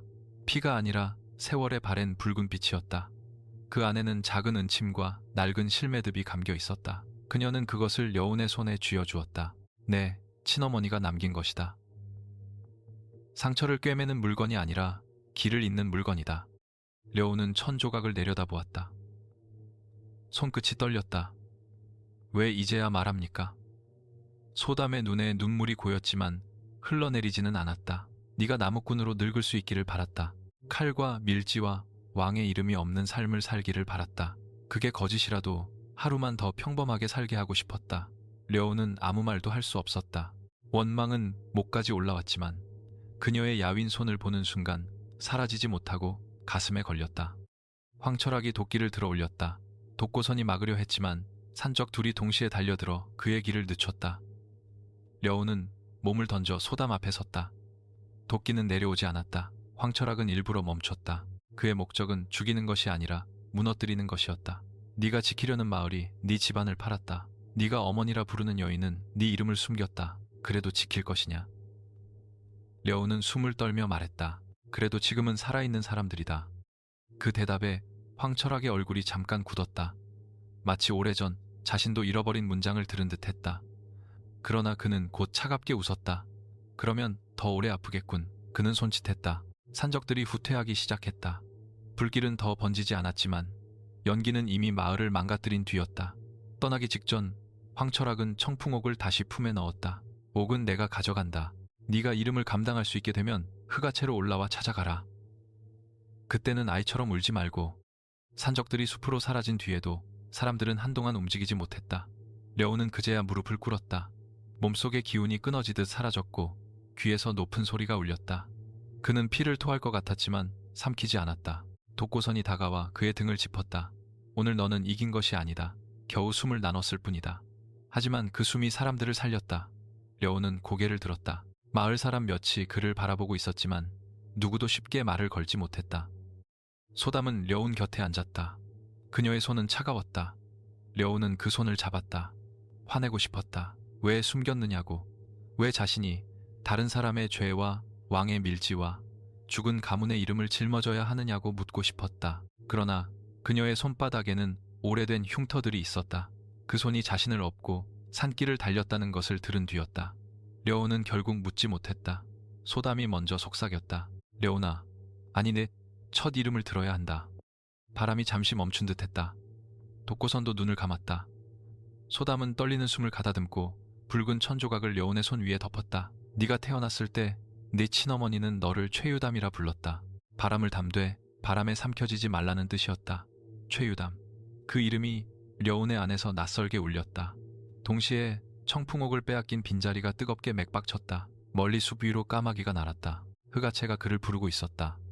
비가 그친 뒤에도 숲은 젖은 짐승처럼 낮게 숨을 쉬었다. 마을의 불은 꺼졌지만 사람들의 눈에는 아직 연기가 남아 있었다. 최려오는 우물가에 앉아 붉은 천조각을 손바닥 위에 펼쳐보았다. 최유담이라는 이름은 그 안쪽에서 계속 울렸다. 낯선 이름인데도 오래전부터 뼈에 새겨져 있던 듯했다. 그는 소담을 바라보려 했지만 그녀는 의원집 안에서 기침을 삼키고 있었다. 려우는 일어나려다 다시 주저앉았다. 몸속 기운이 빈 항아리처럼 흔들렸다. 독고선은 그를 오래 기다려주지 않았다. 노인은 새벽이 밝기도 전에 마을 뒤편 숲길로 걸어가며 짧게 말했다. 따라와라. 려우는 피곤한 몸을 끌고 뒤따랐다. 마을 사람들은 그를 바라보았지만 누구도 붙잡지 못했다. 어제까지 장작값을 흥정하던 사람들이 오늘은 그의 눈을 피했다. 원망보다 침묵이 더 무거웠다. 독고선은 뒤돌아보지 않은 채 말했다. 저들의 죄를 지금 재려들지 마라. 내 저울은 아직 흔들린다. 려우는 이를 악물었다. 흑아채로 가야 합니다. 청풍옥을 찾아야 하고 어머니에게 숨긴 것을 더 물어야 합니다. 독고선은 마른 솔잎이 깔린 언덕 위에서 멈췄다. 가면 죽는다. 운 좋게 죽지 않으면 잡힌다. 잡히면 네 몸 안의 바람문을 억지로 찢길 것이다. 려우는 말없이 고개를 들었다. 노인의 등은 한 팔뿐인데도 산길 전체를 막는 문처럼 보였다. 그럼 언제까지 도끼질이나 하라는 겁니까? 독고선은 짧게 대답했다. 오늘은 잎을 줍는다. 그들이 도착한 곳은 검은 솔숲 한가운데 빈터였다. 사방에는 오래된 나무들이 둥글게 서 있었고 바닥에는 젖은 낙엽이 두껍게 쌓여 있었다. 바람이 거의 없는데도 위쪽 가지에서는 노란 잎들이 하나둘 떨어졌다. 독고선은 려운에게 빈 대나무 바구니를 던졌다. 해질 때까지 떨어지는 잎을 받아라. 땅에 닿은 것은 죽은 잎이다. 죽은 잎은 네가 구하지 못한 사람이다. 려운은 바구니를 들고 굳어버렸다. 처음에는 모욕처럼 들렸다. 마을은 아직 불냄새가 나고 흑아채는 청풍옥을 들고 사라졌으며 자신의 이름조차 흔들리는데 잎을 줍다니. 그는 바구니를 내려놓으려 했다. 독고선은 그 순간 3번 나무 막대로 그의 손목을 쳤다. 날카로운 통증이 손끝까지 퍼졌다. 내 분노는 빠르지 않다. 그저 시끄럽다. 잎 하나도 구하지 못하는 몸으로 산채를 오르면 네가 구하려는 사람보다 네 시체가 먼저 늘어난다. 려우는 숨을 들이마셨다가 천천히 내쉬었다. 독고선의 말은 잔인했지만 틀리지 않았다. 그는 바구니를 다시 들었다. 첫 잎이 오른쪽 위에서 떨어졌다. 려우는 몸을 돌려 손을 뻗었지만 잎은 손끝을 비웃듯 옆으로 흔들리며 땅에 닿았다. 두 번째 잎은 등 뒤였다. 그는 돌아서다 발이 젖은 낙엽에 미끄러져 무릎을 부쉈다. 세 번째 잎은 보지도 못했다. 독고선은 나무 아래 앉아 눈을 감았다. 눈으로 쫓지 마라. 시간이 흐를수록 려운의 마음은 더 거칠어졌다. 잎은 칼보다 가벼운데 더 잡기 어려웠다. 칼은 살기를 품고 곧게 왔다. 잎은 의지가 없어서 바람에 흔들렸다. 그는 한쪽으로 달리면 다른 쪽에서 놓쳤고 높이 뛰면 발밑에 잎을 밟았다. 바구니 안에는 겨우 3장뿐인데 땅은 이미 노란 잎으로 뒤덮였다. 려우는 이를 갈며 말했다. 이게 무슨 무공입니까? 독고서는 눈도 뜨지 않았다. 내 몸이 얼마나 둔한지 알려주는 무공이다. 정오가 가까워질 무렵 독고서는 작은 돌 하나를 던졌다. 돌은 려운의 어깨를 맞췄다. 려운은 짜증이 치밀어 노인을 노려보았다. 잎을 주우라는 겁니까? 돌을 피하라는 겁니까? 독고선이 그제야 눈을 떴다. 둘 다다. 실전에서는 적이 내 수련이 끝나기를 기다리지 않는다. 말이 끝나자 두 번째 돌이 날아왔다. 려운은 고개를 숙였지만 그 바람에 잎 하나를 놓쳤다. 독고선은 차갑게 말했다. 한 사람을 구하느라 다른 사람을 버렸군. 그 말은 려운의 가슴을 세게 눌렀다. 그는 반박하려 했지만 입을 다물었다. 어제 광장에서 그가 한 일도 그랬다. 아이를 밀어내다 화살을 맞았고 노인을 일으키다 어머니에게 늦었다. 세상은 한 사람씩 차례로 구할 만큼 느리지 않았다. 그렇다고 모두를 구하겠다는 말은 어린 고집이었다. 그는 다시 바구니를 들었다. 눈이 아니라 귀를 열었다. 잎이 떨어지기 전 가지가 아주 작게 떨었다. 그 떨림에는 방향이 있었다. 려운은 첫 번째 잎을 받았다. 손으로 잡지 않았다. 바구니의 가장자리를 잎의 길목에 두었을 뿐이었다. 잎은 스스로 그 안으로 내려앉았다. 그는 놀랄 틈도 없이 몸을 낮췄다. 독고선의 돌이 머리 위를 스쳤다. 동시에 왼쪽 잎이 떨어졌다. 려운은 발목을 비틀지 않고 무릎만 접어 바구니를 돌렸다. 두 번째 잎도 들어왔다. 몸이 전처럼 크게 움직이지 않았다. 팔이 먼저 가는 것이 아니라 허리, 무릎, 발목이 작게 길을 내고 있었다. 그때 려운은 이상한 통증을 느꼈다. 뼈마디 안쪽이 바늘로 긁히는 듯했다. 어깨를 돌릴 때마다 뚝 소리가 날 것 같았고 허리를 낮추면 등뼈가 뜨겁게 당겼다. 그러나 그 통증 속에서 몸은 더 잘 접혔다. 독고선이 낮게 말했다. 전골의 문턱이다. 뼈를 바꾸는 것이 아니라 네가 버티던 나쁜 자세를 깨는 것이다. 억지로 밀면 부러지고 숨으로 풀면 열린다. 려운은 이를 악물고 바구니를 고쳐 잡았다. 오후가 되자 바람이 거칠어졌다. 빈터 위에 나뭇가지들이 한꺼번에 흔들렸고 잎들이 비처럼 쏟아졌다. 려운은 숨이 가빠졌다. 3장, 4장, 5장까지는 받았지만 6번째부터는 몸이 따라가지 못했다. 독고선은 계속 돌을 던졌다. 돌은 어깨, 무릎, 옆구리 가까이를 지나갔다. 려운은 점점 알게 되었다. 모든 잎을 받을 수는 없다. 중요한 것은 가장 먼저 땅에 닿을 잎, 그리고 다른 잎들의 길을 막는 잎을 고르는 것이다. 그 깨달음은 차가웠다. 모두를 구할 수 없다는 뜻이기도 했다. 하지만 아무것도 하지 않는 것과 같지는 않았다. 려운은 바구니를 크게 휘두르는 대신 발을 반걸음 옮겼다. 바람길이 바뀌며 새 잎이 한 방향으로 모였다. 그는 그곳에 바구니를 세웠고 잎들은 마치 약속한 듯 안으로 떨어졌다. 독고선의 돌이 다시 날아왔지만 려운은 허리를 뒤로 꺾어 피했다. 전 같으면 넘어졌을 자세였다. 이번에는 발끝이 땅을 놓지 않았다. 해가 기울 때 바구니 안에는 47장의 잎이 있었다. 땅에는 셀 수 없이 많은 잎이 깔려 있었다. 려운은 땀과 흙, 낙엽 부스러기에 젖어 거의 쓰러질 듯했다. 독고선은 바구니를 들여다보고 말했다. 형편없다. 그래도 아침보다는 덜 죽었다. 려운은 헛웃음을 뱉었다. 칭찬 한번 하면 팔이 다시 자라지 않습니까? 독고선은 잠시 그를 보다가 아주 작게 콧소리를 냈다. 입은 조금 살았군. 그럼 밤 수련을 시작한다. 려운은 정말로 쓰러질 뻔했다. 그러나 독고선은 그에게 쉴 시간을 주지 않았다. 노인은 빈터 한가운데 작은 등불 3개를 세우고 려운의 눈을 얇은 천으로 가렸다. 보지 말고 잎을 피해라. 이번에는 받는 것이 아니라 닿지 않는 것이다. 려운은 어둠 속에서 숨을 고르려 했다. 주변은 갑자기 넓어졌다. 보이지 않으니 소리가 커졌다. 잎이 떨어지는 소리, 등불 심지가 타는 소리, 독고선의 옷깃이 움직이는 소리까지 다가왔다. 처음 떨어진 잎이 뺨에 닿았다. 젖은 촉감이 차가웠다. 독고선이 말했다. 늦었다. 두 번째 잎은 목덜미에 닿았다. 세 번째는 손등에 닿았다. 려운은 짜증을 눌렀다. 잎은 가벼워서 닿기 전까지 기척이 희미했다. 그는 바람의 흐름을 더 넓게 느끼려 했다. 숨을 배 아래로 내리고 어깨 힘을 풀고 발가락으로 흙을 눌렀다. 그러자 어둠 속에 아주 얇은 선들이 생기는 듯했다. 잎은 그 선을 따라 내려왔다. 그는 한 걸음 뒤로 물러났다. 잎 하나가 코앞을 지나갔다. 몸을 낮추자 다른 잎이 머리 위를 스쳤다.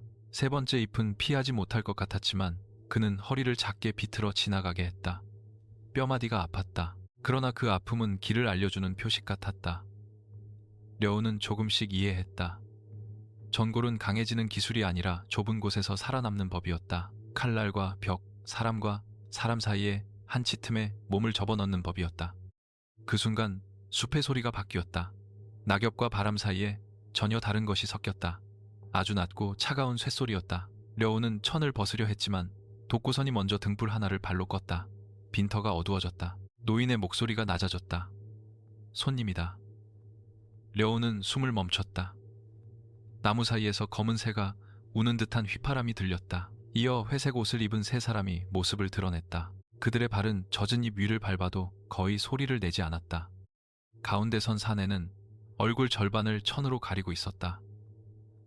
눈매는 웃고 있었지만 웃음은 사람을 따뜻하게 하지 않았다. 그는 독고선을 향해 고개를 숙였다. 무덤 아래 늙은 바람께 인사드립니다. 아직 살아계셨군요. 독고선은 막대를 손에 들었다.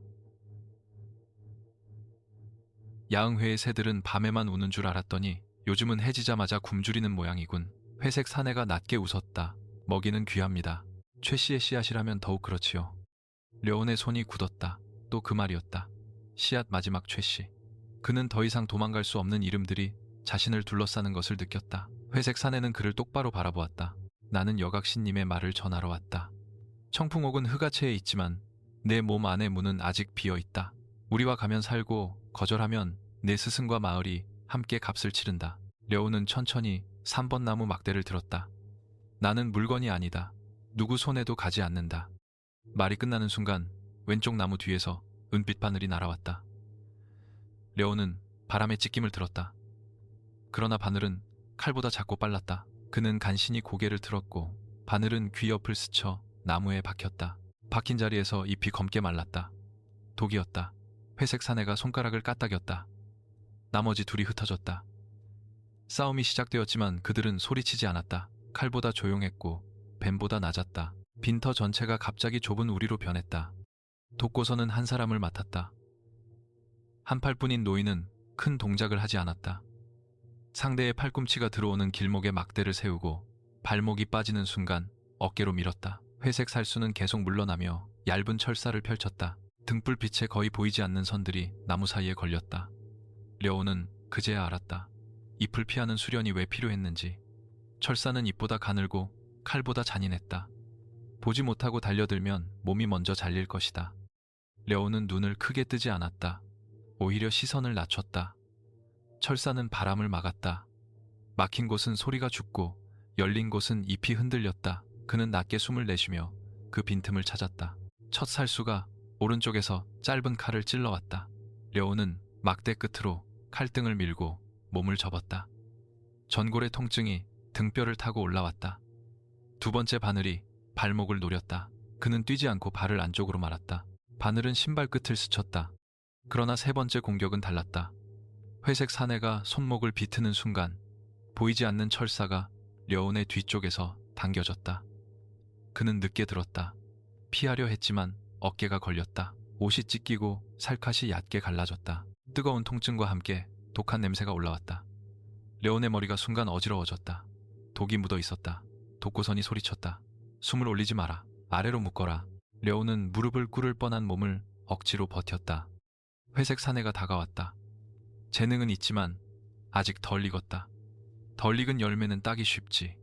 려온은 대답하지 않았다. 혀밑이 쓰고 손끝이 저렸다. 그는 바구니를 떠올렸다. 모든 잎을 잡으려 하면 놓친다. 모든 공격을 막으려 하면 독이 퍼진다.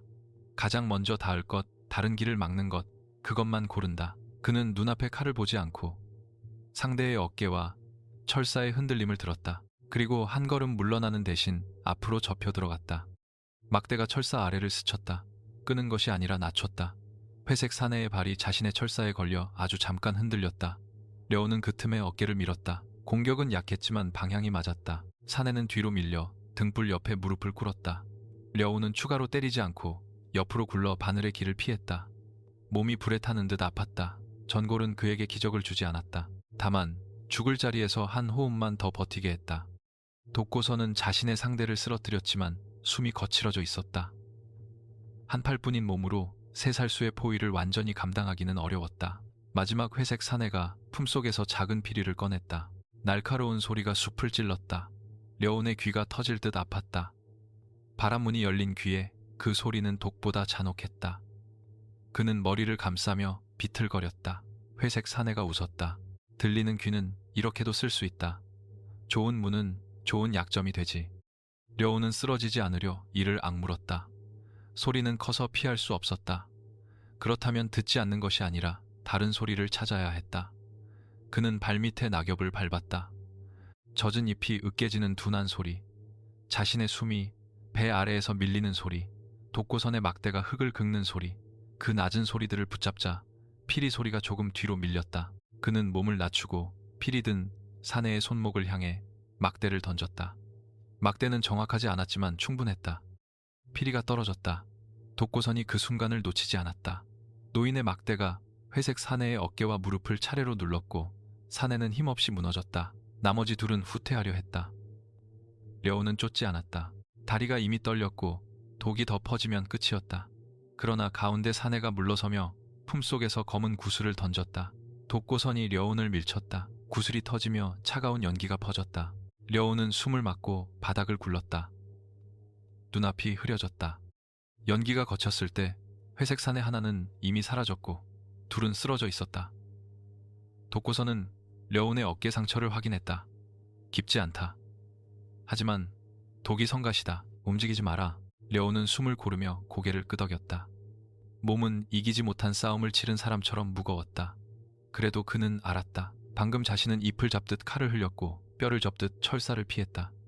작은 진전이었다. 대단한 승리가 아니라 살아남은 만큼의 배움이었다. 독고선은 쓰러진 살수의 옷을 뒤졌다. 품속에서 작은 쇠패 하나가 나왔다. 려우는 처음에는 야응회의 표식이라 생각했다. 그러나 독고선의 얼굴이 딱딱하게 굳었다. 쇠패에는 검은 새가 아니라 궁궐 문양이 새겨져 있었다. 산적의 물건도 암살단의 평범한 표식도 아니었다.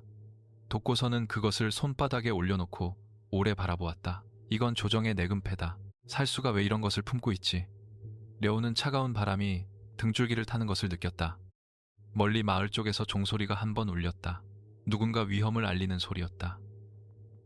독고선은 쇠패를 품에 넣고 려운을 일으켰다. 이제 흑아체만의 일이 아니다. 산적 살수 조정이 한 줄에 묶였다. 려운은 비틀거리며 섰다. 어깨의 독은 아직 뜨거웠고 머릿속에는 피리 소리의 잔향이 남아 있었다. 그러나 그의 눈빛은 전보다 가라앉아 있었다. 바닥의 죽은 잎들이 밤바람에 흔들렸다. 그 속에서 그는 아직 떨어지지 않은 다음 잎의 소리를 들었다. 북성 아래의 장마당은 해가 진 뒤에야 진짜 얼굴을 드러냈다. 낮에는 곡식과 소금이 오가던 길목이었지만 밤이 내리면 천막 밑에서 칼집 약초 도망자의 이름, 죽은 자의 신분패까지 거래되었다. 최려오는 낡은 두건으로 얼굴을 가리고 독고선 뒤를 따랐다. 어깨의 독은 아직 뜨거웠고 귓속에는 피리 소리의 잔흔이 남아 있었다. 사람들의 말소리와 발소리가 뒤섞이자 바람문은 도리어 그를 괴롭혔다. 독고선은 붐비는 길에서도 거의 부딪히지 않았다. 한팔뿐인 노인은 술 취한 장정 짐꾼, 말장수 사이를 미끄러지듯 지나갔다. 려우는 그 움직임을 흉내내려 했지만 자꾸 어깨가 사람과 스쳤다. 독고선이 뒤돌아보지도 않고 말했다. 숲에서는 나무가 비켜주지 않고 시장에서는 사람이 비켜주지 않는다. 네가 비켜야 한다. 려우는 대답하지 않았다. 어깨 상처가 한 번씩 욱신거릴 때마다 회색 살수의 철사가 떠올랐다. 그들이 찾는 것은 해독약이었다. 독고선은 숲의 풀로 응급처치를 했지만 야응회의 독은 단순한 산독이 아니었다. 낮에는 잠잠하다가 밤이 되면 피를 따라 퍼지고 숨을 빠르게 만들며 바람문을 흔들어 듣는 감각을 어지럽혔다. 려우는 노점의 등불이 둘로 갈라져 보이는 것을 느꼈다. 그는 숨을 아래로 내리려 했지만 시장 냄새가 너무 많았다. 기름 냄새, 젖은 가죽 냄새, 싸구려 술 냄새, 그리고 어딘가에서 희미하게 나는 피 냄새. 장마당 깊숙한 곳, 붉은 천이 걸린 약방 앞에서 독고선이 멈췄다. 약방이라기보다는 피난민들의 쉼터에 가까웠다. 다친 짐꾼이 벽에 기대 있었고 어린아이가 기침을 삼키고 있었다. 그 가운데 흰 저고리 위에 짙은 푸른 겉옷을 걸친 젊은 여인이 약초를 빻고 있었다. 그녀는 고개도 들지 않고 말했다. 돈부터 꺼내면 2배로 받습니다. 상처부터 보이면 절반만 받습니다. 거짓말부터 하면 문 밖으로 던집니다. 독고선의 입가가 아주 조금 움직였다. 신할인. 말투가 여전하군. 여인은 그제야 고개를 들었다. 눈빛은 맑았지만 피로가 깊게 내려앉아 있었다. 그녀는 독고선을 알아보고도 놀라지 않았다. 대신 려운의 어깨를 보자마자 표정이 굳었다. 야응회 독침이군요. 살아서 걸어온 게 이상합니다. 려운은 어색하게 고개를 숙였다. 걸었다기보다는 끌려왔습니다. 아리는 짧게 웃었다. 농담할 힘이 있으면 아직 절반은 삽니다. 아리는 려운을 안쪽 걸상에 앉히고 상처를 열었다. 천이 떨어지자 검푸른 선이 어깨에서 목 아래까지 번져 있었다. 그녀는 눈썹을 찌푸렸지만 손놀림은 흔들리지 않았다. 은침 3개를 상처 주변에 꽂고 말린 뿌리를 씹어 즙을 냈다. 려운은 고통에 손잡이를 움켜쥐었다. 아린이 낮게 말했다. 참는 척하지 마세요. 숨이 거짓말하면 독이 먼저 알아듣습니다. 배 아래로 내리고 혀끝은 입천장에 붙이세요. 그 말에 려운은 그녀를 다시 보았다. 평범한 의원의 지시가 아니었다. 독고선도 침묵했다. 려운은 시키는 대로 숨을 내렸다. 아린의 손끝이 상처를 누르자 뜨거운 도끼가 조금씩 빠져나가는 느낌이 들었다. 그러나 그 끝에는 차가운 통증이 따라왔다. 그녀는 그릇에 떨어지는 검은 피를 보며 말했다. 이 독은 군용 약재와 섞였어요. 야응회가 직접 만들었다면 이런 냄새가 나지 않아요. 누군가 군창고를 열어줬습니다. 독고선의 눈빛이 날카로워졌다. 서북 군영인가? 아리는 즉답하지 않았다.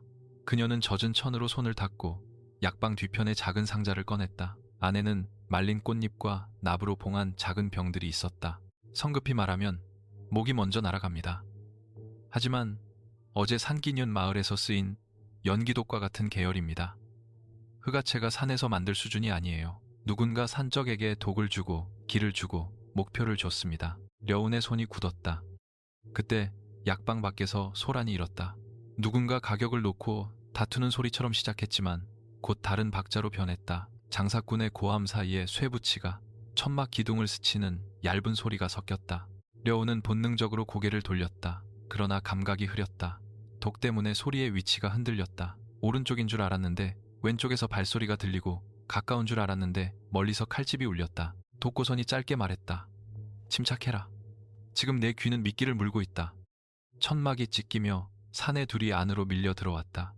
그들은 손님처럼 보였지만 허리띠 안쪽에 짧은 칼을 숨기고 있었다. 하나는 독고선을 향했고 다른 하나는 아린의 약상자를 움켜쥐려 했다.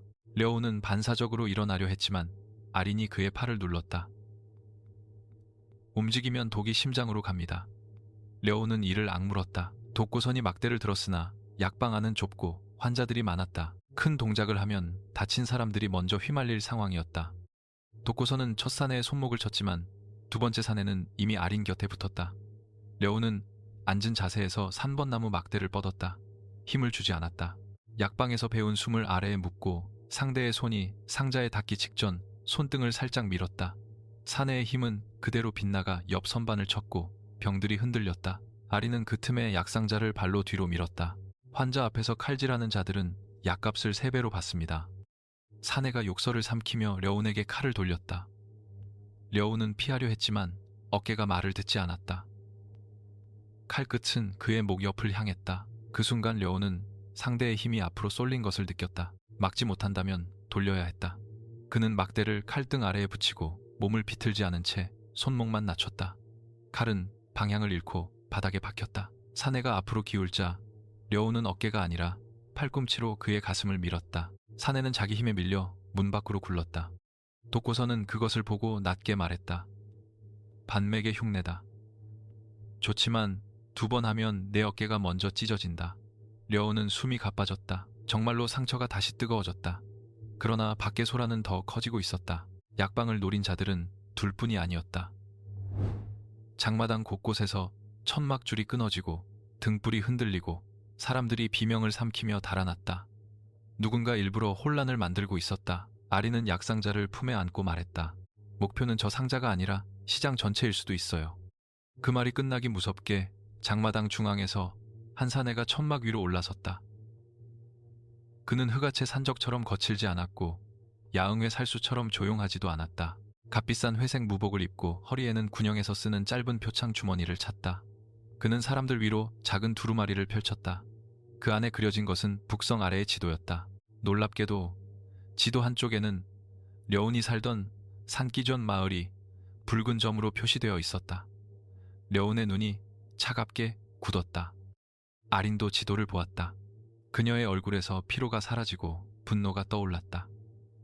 저건 피난민 이동로예요.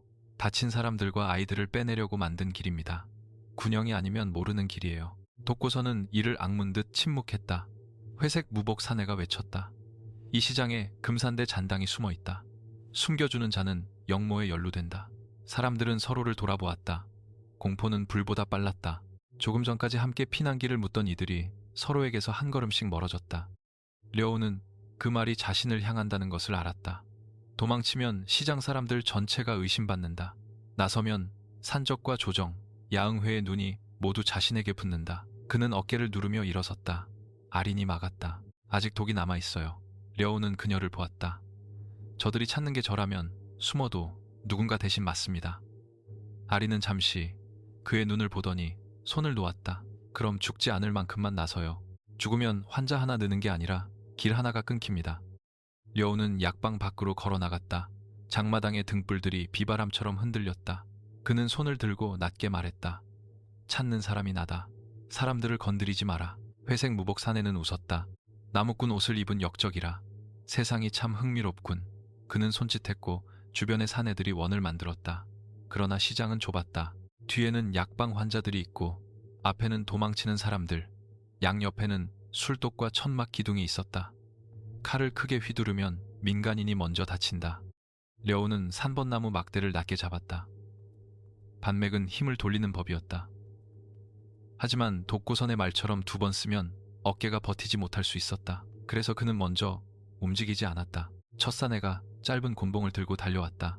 려오는 곤봉을 막지 않고 손목의 궤도를 따라 막대 끝을 붙였다. 상대의 힘을 옆으로 흘리자 곤봉은 술독을 치지 않고 허공을 갈랐다. 려오는 발끝으로 사내의 뒤꿈치를 밀었다. 그는 자기 속도에 넘어졌다.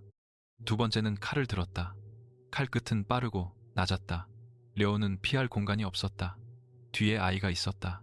그는 숨을 내리고 칼등에 막대를 붙여 아래로 누른 뒤 한 걸음 안쪽으로 들어갔다.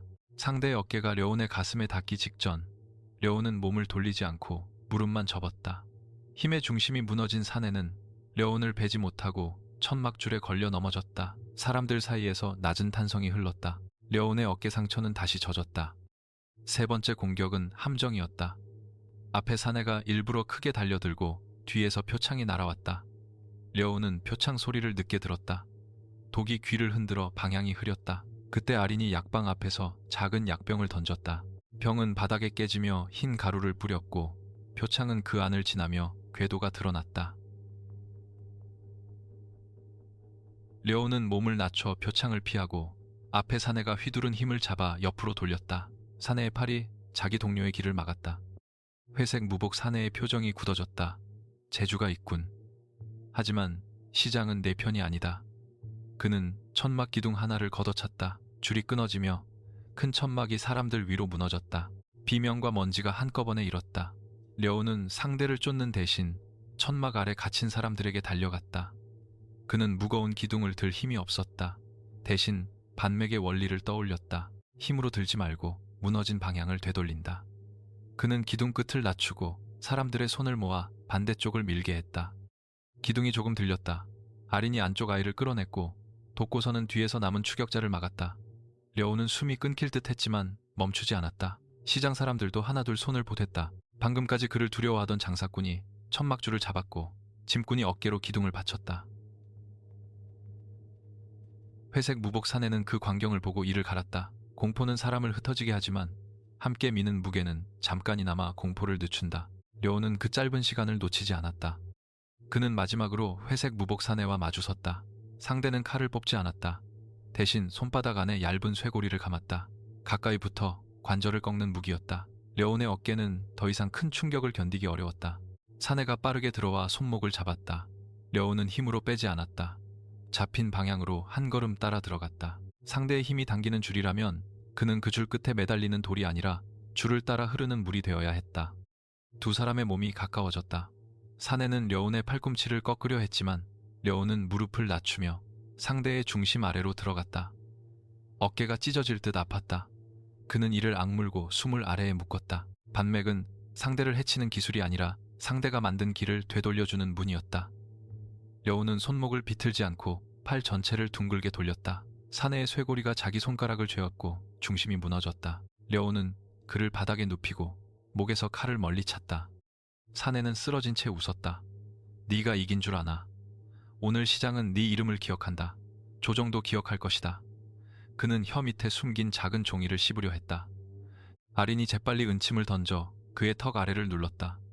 사내는 입을 다물지 못하고 신음했다. 그녀는 차갑게 말했다. 내 약방 앞에서 증거를 삼키는 건 예의가 아닙니다. 독고서는 사내의 품을 뒤져 봉인된 서찰 하나를 꺼냈다. 봉인에는 서북 군영의 매 문양이 찍혀 있었다. 장마당은 천천히 숨을 되찾았다. 사람들은 아직 두려워했지만 적어도 려운에게서 완전히 등을 돌리지는 않았다. 아리는 그의 어깨를 다시 묶으며 낮게 말했다. 반맥을 또 쓰면 내일 팔이 안 올라갈 겁니다. 려운은 지친 얼굴로 물었다. 내일이면 올라갑니까? 그녀는 잠깐 그를 보더니 한숨을 쉬었다. 성격까지 치료하려면 약재가 부족하겠네요. 독고서는 봉인된 서찰을 바라보며 말했다. 하무석 장군이 우리를 부르고 있다. 려운은 그 이름을 처음 들었지만 아린의 얼굴은 어두워졌다. 서북의 군벌입니다. 피난민을 막기도 하고 살리기도 하는 이상한 사람이지요. 독고서는 서찰을 열었다. 안에는 짧은 문장과 함께 낡은 반지가 들어있었다. 려운은 그 반지를 보는 순간 이유 없이 숨이 막혔다. 반지 안쪽에는 청풍옥과 같은 바람 문양이 새겨져 있었다. 독고서는 천천히 말했다. 이건 내 친아버지 최명률의 반지다. 하무석이 왜 이것을 갖고 있지? 려운은 반지를 손바닥 위에 올렸다. 금속은 차가웠지만 이상하게 오래전부터 자신의 체온을 기다린 듯 했다. 시장의 등불은 하나둘 꺼지고 북성의 성벽 위로 새벽 전에 어둠이 내려앉았다. 흑아체에는 청풍옥이 있고 조정의 내금패는 살수의 품에서 나왔으며 서북 군영은 아버지의 반지를 보내왔다. 길은 하나가 아니라 세 갈래로 찢어졌다. 려운은 그 갈림길 앞에서 조용히 숨을 내렸다. 바람은 이제 숲에서만 불지 않았다. 서북 군영으로 가는 길은 시장의 소란보다 조용했지만 그 조용함이 오히려 칼날 같았다. 최려운은 말에 오르지 못하고 술의 옆을 걸었다. 어깨의 독은 신하린의 약으로 눌렸으나 반맥을 무리하게 쓴 대가가 팔 전체를 무겁게 만들었다. 독고서는 앞에서 말없이 걸었고 아리는 약상자를 품에 안은 채 계속 뒤를 살폈다. 북성의 등불이 멀어질수록 들판의 바람은 차가워졌고 려운의 손바닥 안에서는 최명률의 반지가 작은 얼음처럼 식어 있었다. 군영은 산기슌 아래 검은 성벽처럼 서 있었다. 나무 말뚝과 흑벽 쇠사슬로 묶은 망루가 겹겹이 둘러쳐졌고 횃불은 바람에 꺼지지 않도록 기름 항아리 안에서 낮게 타올랐다. 병사들은 피곤해 보였지만 눈은 흐리지 않았다. 굶주린 피난민을 막는 병사들의 눈이기도 했고 북쪽 국경에서 오래 버틴 사람들의 눈이기도 했다. 아리는 성문 앞에서 낮게 말했다. 이곳은 사람을 살리기도 하고 버리기도 해요. 그래서 더 믿기 어렵습니다. 문지기는 독고선을 보자 손을 무기에 가져갔지만 봉인된 서찰을 확인하고 곧장 길을 열었다. 안으로 들어서자 훈련장의 흙냄새와 말땀 냄새가 섞여 밀려왔다. 병사들은 한밤중에도 창을 들고 줄을 맞추고 있었다. 려운은 그들의 발소리를 들었다. 숲의 산적처럼 흐트러지지 않았고 양회의 살수처럼 숨지 않았다. 일정한 박자였다. 그 박자 속에는 명령에 익숙한 피로가 있었다. 독고서는 작게 중얼거렸다. 군대의 숨은 개인의 숨보다 무섭다. 그들을 맞이한 장수는 화려하지 않았다. 하무석은 검은 갑옷 대신 낡은 회색 전포를 입고 있었고 허리에는 장식 없는 긴 칼 하나만 찼다. 얼굴에는 깊은 주름이 있었으나 나이보다 더 오래 버틴 사람처럼 보였다. 그는 술도 음식도 내놓지 않았다. 대신 낮은 탁자 위에 세 가지를 올려놓았다. 붉은 자국이 남은 반지, 접히지 않은 밀서, 그리고 반쯤 부러진 칼날. 앉아라. 묻고 싶은 것이 많겠지만 먼저 네가 견딜 수 있는 것부터 보자. 려운은 탁자 앞에 앉았으나 손을 뻗지 않았다. 반지는 시장에서 받은 것과 같은 문양이었다. 밀서는 오래된 기름종이에 쓰여 있었고 부러진 칼은 검집 없이 놓였는데도 묘하게 시선을 끌었다. 독고서는 칼날을 보자 눈가가 흔들렸다. 금산대의 검이다. 하무석은 고개를 끄덕였다. 최명률이 마지막 전투에서 들었던 검의 끝부분이다. 나는 그날 이것을 주었다. 주었다는 말은 편하다. 사실은 빼앗았다고 해야 맞겠지. 려운의 숨이 거칠어졌다. 아린이 곁에서 그의 팔을 조용히 눌렀다. 숨을 아래로 내리라는 뜻이었다. 려운은 이를 악물고 말했다. 당신이 제 아버지를 죽였습니까? 하무석은 바로 부정하지 않았다. 그 침묵이 더 무거웠다. 잠시 뒤 그는 낮게 대답했다. 내 칼이 네 아버지의 목숨을 끊지는 않았다. 하지만 내가 움직이지 않은 탓에 그가 죽었다. 어떤 죄는 손에 피가 묻지 않아도 사라지지 않는다. 군영 막사 밖에서는 훈련 구령이 이어졌다. 그 규칙적인 소리가 려운의 분노를 더 선명하게 했다. 하무석은 밀서를 려운 쪽으로 밀었다. 19년 전 조정의 권신 안겸은 어린 왕을 허수아비로 만들기 위해 오래된 밀지를 찾았다. 그 밀지에는 선왕이 군벌을 견제하려 금산대에 맡긴 비밀 명령이 적혀 있었다. 최명률은 그것을 지키려 했다. 나는 그를 도와야 했다. 그러나 그때 내 병사 3,000명이 겨울 보급 없이 북쪽 고개에 묶여 있었다. 독고선의 목소리가 낮게 갈라졌다. 그래서 침묵했군. 하무석은 눈을 감았다가 떴다. 안겸은 내게 선택지를 주었다. 금산대의 은신처를 모른 척하면 병량을 풀어주겠다고 했다. 반대로 그들을 돕는다면 내 병사들을 반역군으로 몰겠다고 했다. 나는 병량을 택했다. 그날 밤 내 병사들은 살았고 금산대는 사라졌다. 려운은 탁자 아래 주먹을 쥐었다. 누군가를 살린 선택이 누군가를 죽였다는 말은 너무 비겁하면서도 너무 현실적이었다.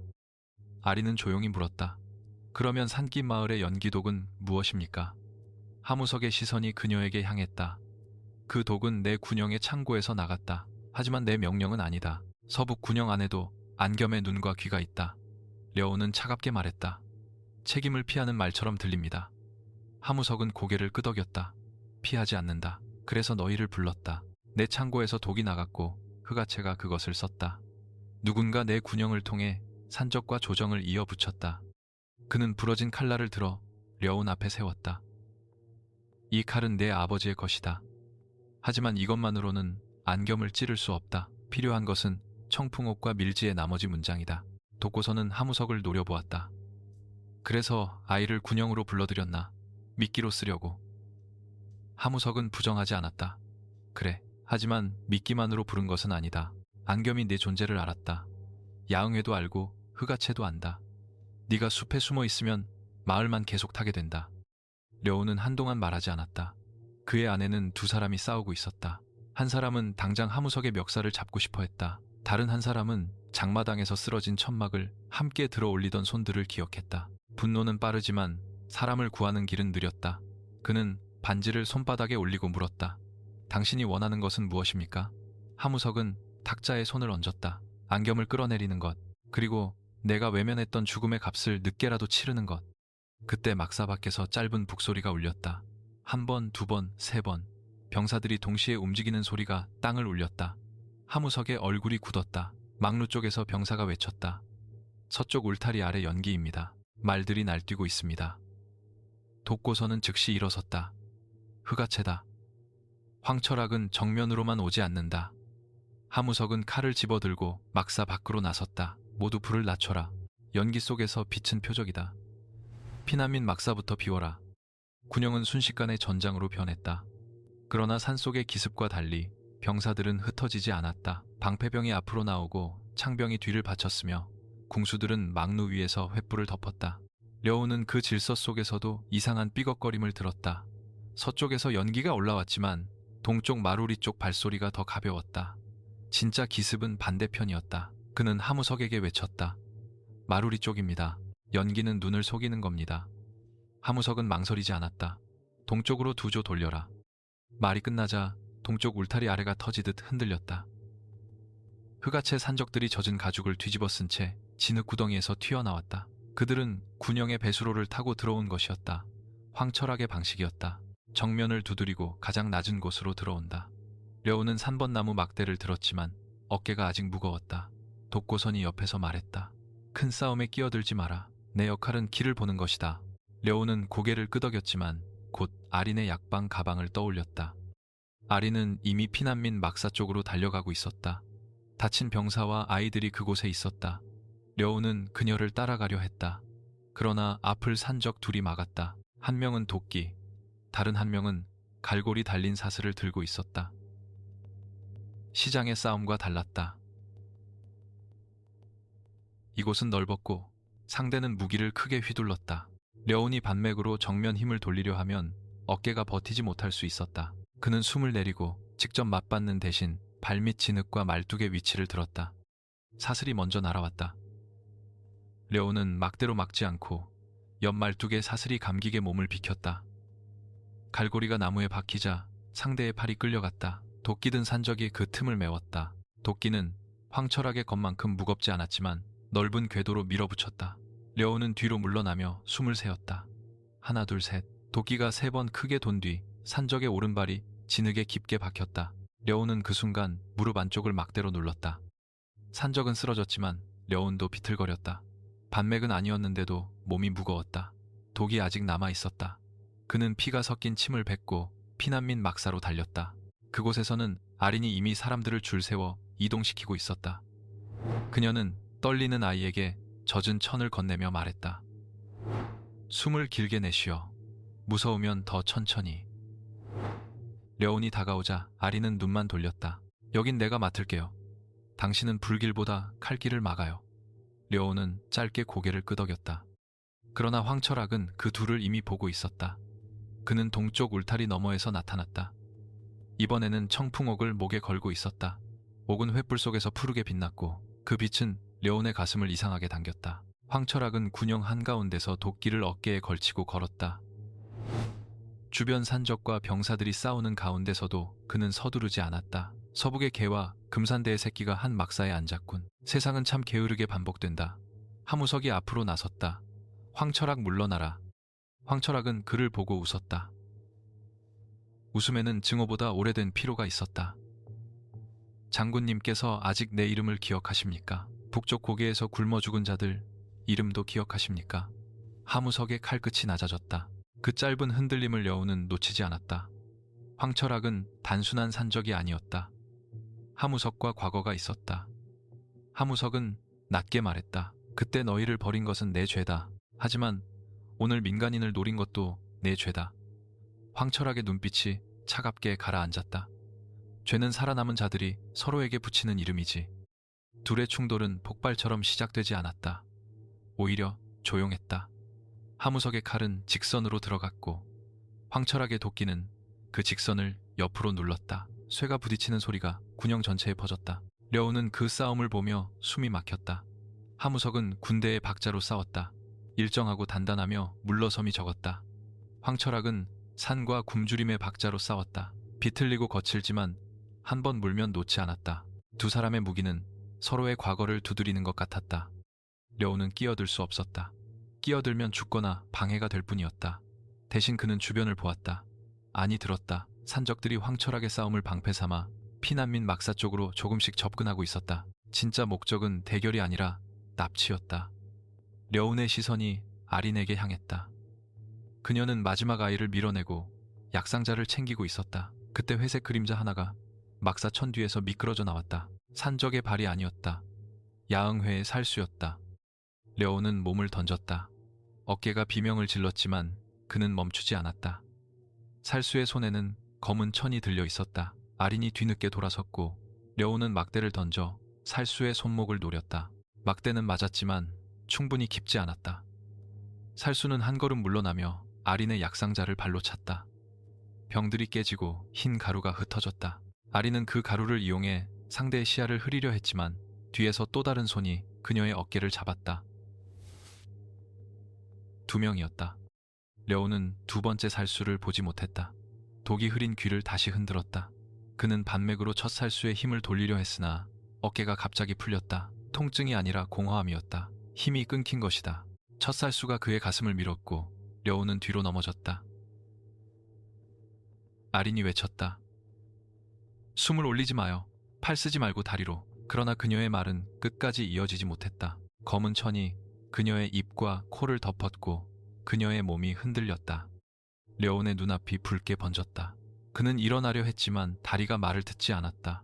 아린은 쓰러지지 않으려 살수의 팔을 붙잡았고 은침 하나를 손가락 사이에서 빼냈다. 그녀는 마지막 힘으로 침을 상대의 손등에 꽂았다. 살수가 짧게 신음했지만 다른 살수가 그녀를 어깨에 메고 뒤로 물러났다. 려우는 손을 뻗었다. 손끝이 그녀의 옷자락을 스쳤다. 닿았지만 잡지 못했다. 그 작은 실패가 칼보다 깊게 가슴을 갈랐다. 황철학은 하무석과 거리를 벌리며 그 광경을 확인했다. 그의 입가에 씁쓸한 미소가 떠올랐다. 금산대의 아이야. 사람을 구하는 숨을 배웠다지. 그럼 이번에는 한 사람만 구해보아라. 그는 목에 걸린 청풍옥을 손가락으로 튕겼다. 푸른 빛이 흔들렸다. 흑아채로 와라. 청풍옥과 계집의원을 바꾸자. 단 늙은 개와 군벌은 데려오지 마라. 네가 혼자 오지 않으면 그 아이의 손부터 약초처럼 말려주마. 하무석이 분노해 앞으로 나서려 했지만 황철학의 부하들이 연기통을 터뜨렸다.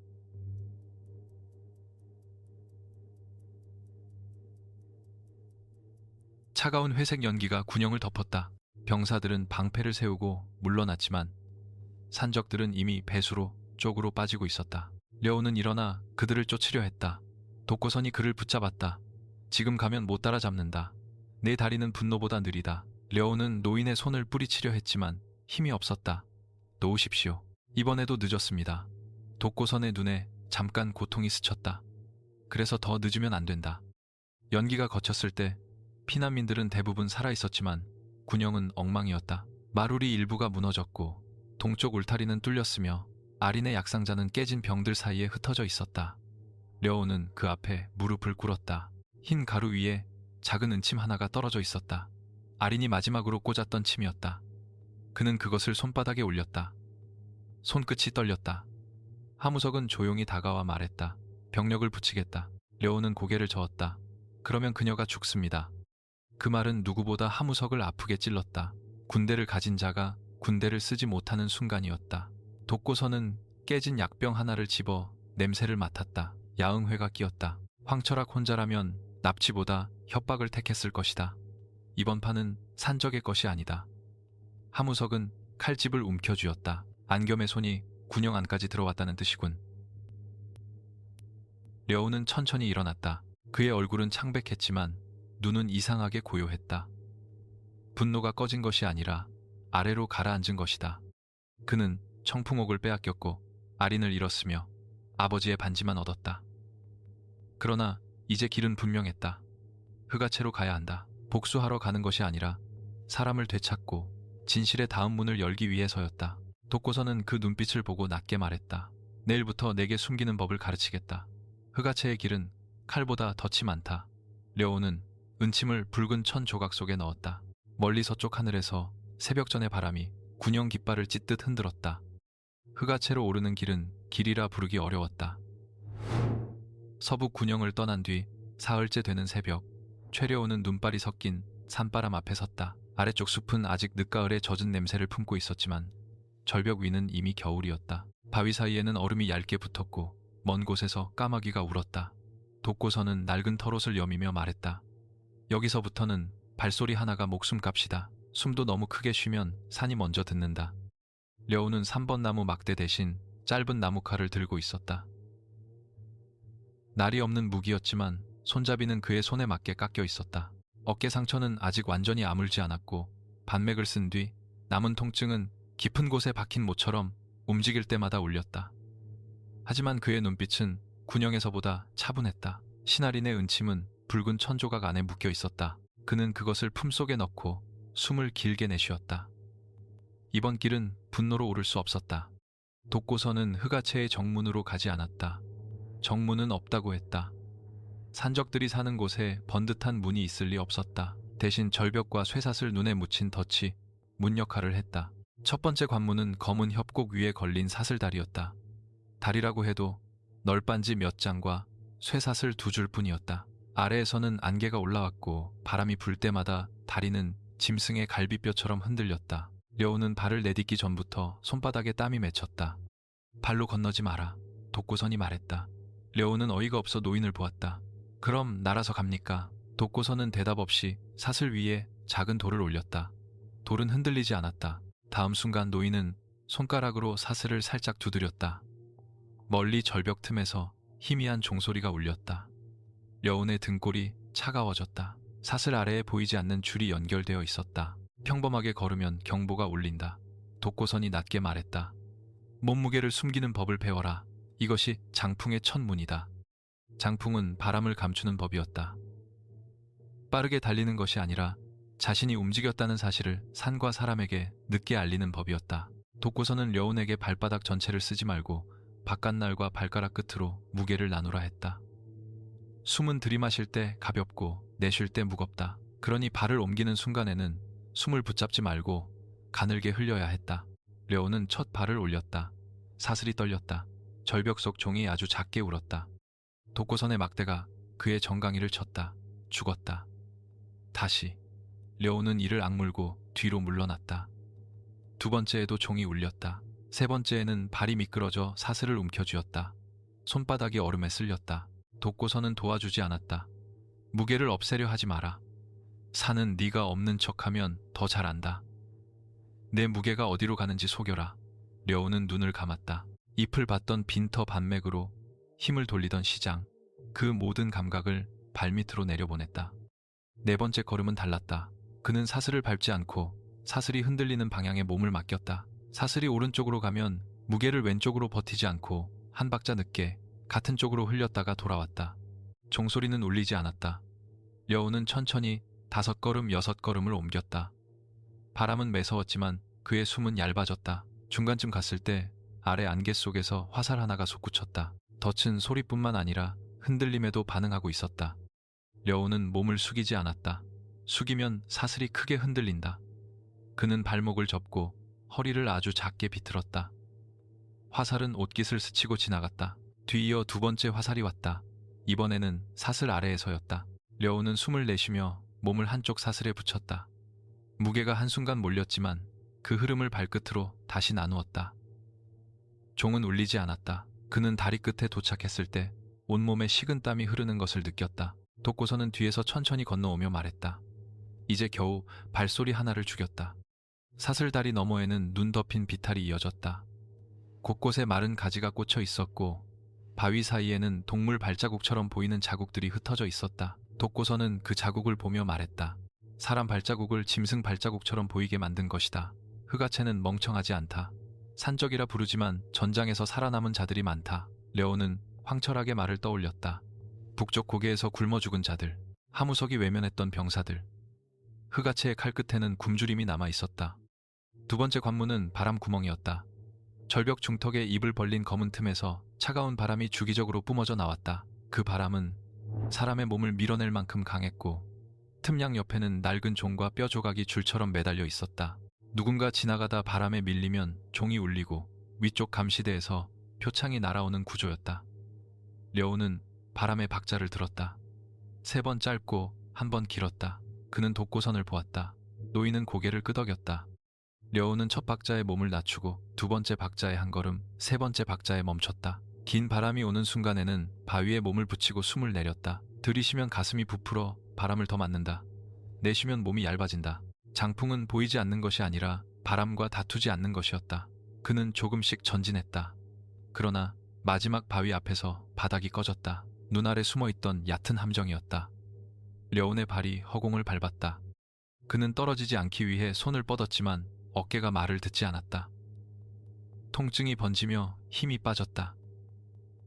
독고선이 막대를 던져 그의 손목을 걸었다. 팔로 매달리지 마라. 무릎을 써라. 려온은 이를 악물고 한쪽 무릎을 바위 틈에 밀어 넣었다. 전골 때 배운 고통이 다시 뼈를 열었다. 몸을 접어 틈 안으로 넣자 무게가 분산되었다. 그는 간신히 기어 올라왔다. 독고선은 막대를 되찾으며 말했다. 살아남은 기술은 서로 빚을 진다. 잊지 마라. 해가 중천을 넘었을 때 그들은 흑아채 외곽에 버려진 초소에 도착했다. 그곳에는 산적 2명이 술병을 옆에 두고 앉아 있었지만 잠든 척하고 있었다. 려오는 그들의 숨이 지나치게 고른 것을 들었다. 매복이었다. 독고선이 손짓으로 뒤를 맡겼다. 려오는 눈을 밟지 않으려 바위 그림자를 따라 움직였다. 발자국을 남기지 않는 것은 불가능했다. 대신 그는 이미 남은 짐승 자국 위에 자신의 발을 겹쳤다. 산은 거짓을 싫어하지만 겹쳐진 진실은 늦게 알아본다. 첫 산적은 목 뒤에 얕은 혀를 눌러 조용히 눕혔다. 두 번째 산적은 눈을 뜨며 짧은 칼을 뽑았다. 려오는 칼을 막지 않고 손목이 향한 길을 반 박자 따라갔다. 반맥을 완전히 쓰지 않고 힘의 끝만 빗나가게 했다. 어깨가 시큰했지만 버틸 수 있었다. 산적은 균형을 잃고 눈 위에 엎어졌다. 독고선은 그를 묶으며 낮게 말했다. 좋다. 죽이지 않아도 길은 열린다. 하지만 착각하지 마라. 길은 다시 닫힌다. 초소 안쪽에는 나무판 아래로 좁은 통로가 있었다. 흑아채로 이어지는 물품 운반길이었다. 통로는 사람 하나가 몸을 숙여 지나갈 정도로 좁았고 벽에는 습기가 얼어붙어 있었다. 려우는 안쪽에서 희미한 약초 냄새를 맡았다. 아린의 약상자에서 나던 냄새와 비슷했다. 그는 걸음을 빨리 하려 했지만 독고선이 막았다. 서두르면 미끼를 문다. 납치한 사람을 너무 쉽게 찾게 해주는 길은 대부분 칼집이다. 려우는 숨을 삼켰다. 맞는 말이었다. 통로 끝에는 작은 창고가 있었다. 말린 고기와 화살통 빼앗은 천들이 쌓여 있었다. 그 가운데 깨진 약병 조각이 하나 떨어져 있었다. 아린의 것이었다. 려운의 손이 떨렸다. 그때 천장 쪽에서 검은 줄 하나가 내려왔다. 거의 보이지 않는 줄이었다. 려운은 바람이 갑자기 막히는 것을 듣고 몸을 굴렸다. 줄 끝에 갈고리가 그의 옷깃을 찢었다. 동시에 양옆 벽에서 나무 창들이 튀어나왔다. 독고선은 한 팔로 바닥을 짚고 몸을 낮춰 피했다. 려운은 장풍을 썼다. 뛰지 않고 소리를 줄이며 몸을 접었다. 창이 지나가는 사이의 빈틈은 손바닥 하나만큼 좁았다. 전골로 몸을 접고 장풍으로 무게를 줄이며 투식으로 숨을 얇게 했다. 세 가지가 처음으로 한 호흡 안에 묶였다. 그는 바닥을 구르듯 빠져나와 줄을 잡아당겼다. 장치가 멈췄다. 그러나 대가가 있었다. 가슴 안쪽이 차갑게 꺼졌고 눈앞이 잠시 어두워졌다. 장풍은 오래 쓰면 심장이 느려진다는 말을 몸이 증명했다. 독고선은 즉시 그의 등을 두드렸다. 숨을 너무 숨겼다. 바람 속에 몸을 묻되 살아있다는 불씨는 남겨야 한다. 려우는 무릎을 짚고 숨을 끌어올렸다. 한순간 정말로 자신이 사라지는 느낌이 들었다. 보이지 않으려다 스스로도 돌아오지 못할 뻔했다. 그는 아린의 은침을 품속에서 만졌다. 차가운 금속이 손끝에 닿자 정신이 조금 돌아왔다. 괜찮습니다. 아직 갈 수 있습니다. 독고선은 못마땅하게 보았지만 막지 않았다. 흑아채의 중심은 절벽 위 분지에 숨어 있었다. 낡은 군형의 잔해를 고쳐 만든 산채였고 깃발 대신 검은 새 깃털들이 줄에 매달려 있었다. 산적들은 술에 취한 무리가 아니었다. 막루에는 교대병이 있었고 창고와 우물포로를 가두는 나무 우리까지 질서 있게 배치되어 있었다. 려우는 그것을 보고 마음이 더 무거워졌다. 이곳은 단순한 도둑소굴이 아니라 버려진 병사들이 만든 작은 나라였다. 그 나라의 법은 원한으로 쓰여 있었다. 아리는 중앙의 나무 우리 안에 있었다. 손은 묶였지만 허리는 굽히지 않았다. 그녀는 산적 하나의 다친 손을 치료하고 있었다. 포로가 치료하는 기묘한 장면이었다. 산적은 어색한 표정으로 손을 내밀었고 아리는 차갑게 말했다. 상처에 흙을 바르면 용기가 생기는 게 아니라 닿습니다. 다음부터는 씻고 오세요. 려우는 그 말을 듣고 아주 잠깐 웃을 뻔했다. 그녀는 살아있었다. 아직 두려움에 삼켜지지 않았다. 그러나 그녀 곁에는 황철학이 있었다. 그는 나무 우리 밖에 앉아 청풍옥을 손가락 사이에서 굴리고 있었다. 옥은 푸른 빛을 내며 눈빛처럼 차가웠다. 황철학은 아린에게 말했다. 네가 저 아이를 살렸더군. 좋은 의원이다. 이런 시대에는 좋은 의원이 가장 먼저 납치된다. 아린은 산적의 손에 붕대를 감으며 대꾸했다. 그런 시대를 만든 사람에게 듣고 싶지는 않네요. 황철학은 웃지 않았다. 나도 만들었다기보다는 그 안에서 오래 굶었다. 려우는 바로 뛰어들지 않았다. 독고선의 가르침이 발목을 잡았다. 분노는 시끄럽다. 그는 산채의 바람길을 들었다. 우물 뒤, 창고 옆, 나무 우리 아래쪽 배수로 포로를 빼낼 수 있는 길은 하나뿐이었다. 그러나 그 길 앞에는 일부러 비워둔 공간이 있었다. 명백한 덫이었다.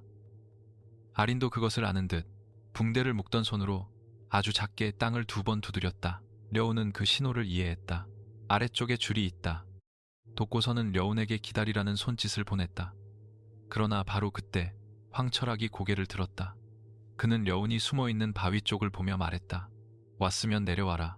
장풍으로 숨는 흉내는 제법이지만 청풍옥은 내 숨을 먼저 듣는다. 려운의 가슴이 차갑게 내려앉았다. 옥이 그의 내공과 이어져 있었다. 더 숨을수록 오히려 위치가 드러나는 셈이었다. 독고선의 눈빛이 굳었다.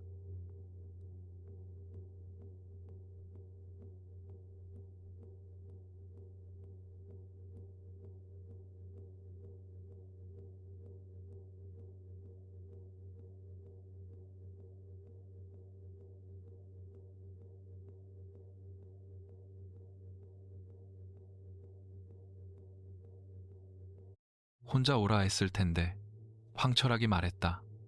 려우는 천천히 내려가며 대답했다. 혼자 왔다면 이미 죽었을 겁니다. 그래서 아직 덜 어리석은 만큼만 어겼습니다. 황철학은 잠깐 웃었다. 이번 웃음은 비웃음이라기보다 피곤한 웃음이었다. 말이 조금 늘었군. 나무꾼일 때가 더 조용해서 좋았다. 려우는 청풍옥을 보았다. 아린을 놓아주십시오. 옥은 가져가겠습니다. 황철학의 눈빛이 어두워졌다. 네가 가져갈 수 있다면.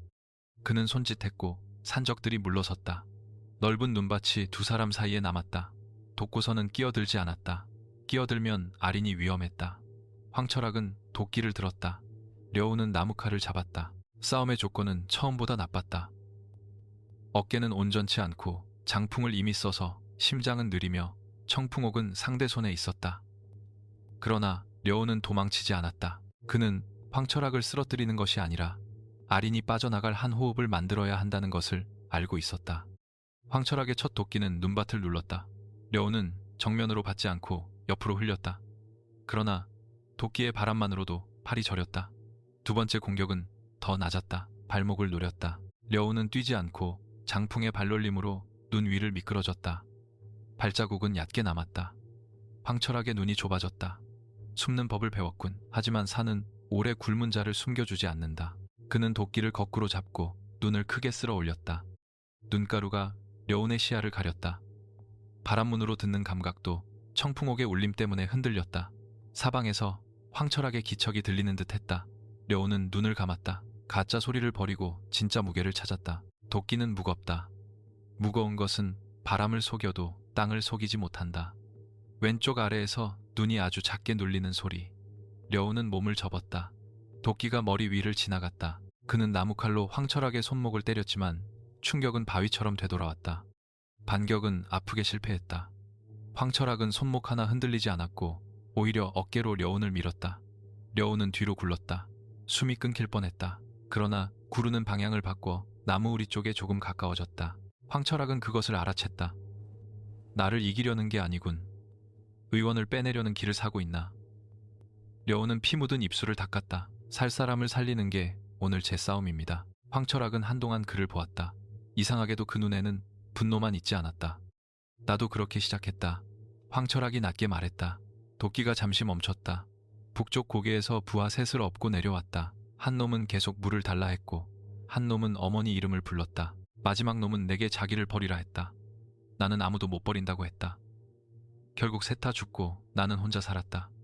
그 뒤로 알았다. 모두를 살리겠다는 말은 살아남은 자를 오래 벌주는 저주다. 려우는 숨을 고르며 그 말을 들었다. 그는 황철학을 미워했다. 하지만 그 미움 속에 하무석의 침묵, 마을 사람들의 두려움, 자신의 무력함이 겹쳐졌다. 황철학은 괴물이 되기로 선택한 사람이지만 괴물이 되기 전에는 누군가를 업고 눈길을 걸었던 사람이었다.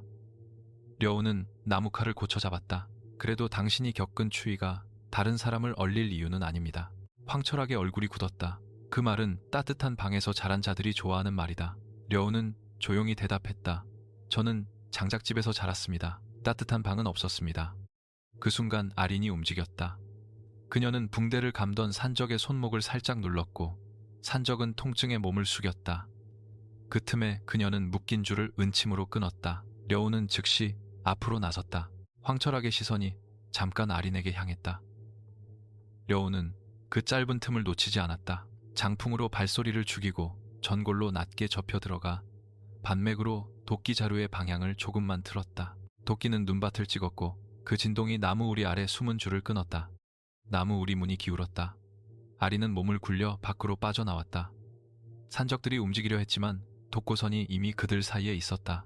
노인의 막대가 넓은 움직임 없이 길목을 막았다. 려우는 아린 쪽으로 손을 뻗었다.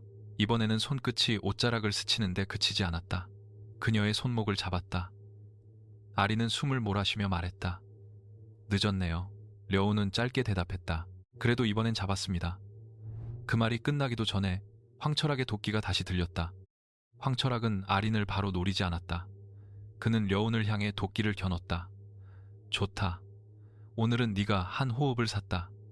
하지만 청풍옥은 아직 내게 있다. 이 옥이 부르는 곳을 아느냐. 려운은 아린을 뒤로 보내며 말했다. 금산대의 밀지입니까? 황철학은 고개를 저었다. 밀지보다 오래된 무덤이다. 네. 아비도 저 늙은 개도 끝까지 열지 못한 곳. 안겸이 원하는 것은 왕의 글이 아니다. 그 글 아래 묻힌 힘이다. 독고선의 얼굴이 처음으로 크게 변했다. 그 이름을 어디서 들었느냐? 황철학은 대답하지 않았다. 대신 청풍옥을 들어 올렸다. 옥빛이 눈밭 위에 퍼지며 바람의 소리를 뒤틀었다. 려운의 가슴 안쪽에서 문이 억지로 당겨지는 느낌이 들었다. 그는 무릎을 꿇을 뻔했다. 아린이 그의 등에 손을 대고 외쳤다. 숨을 따라가지 말고 붙잡아요.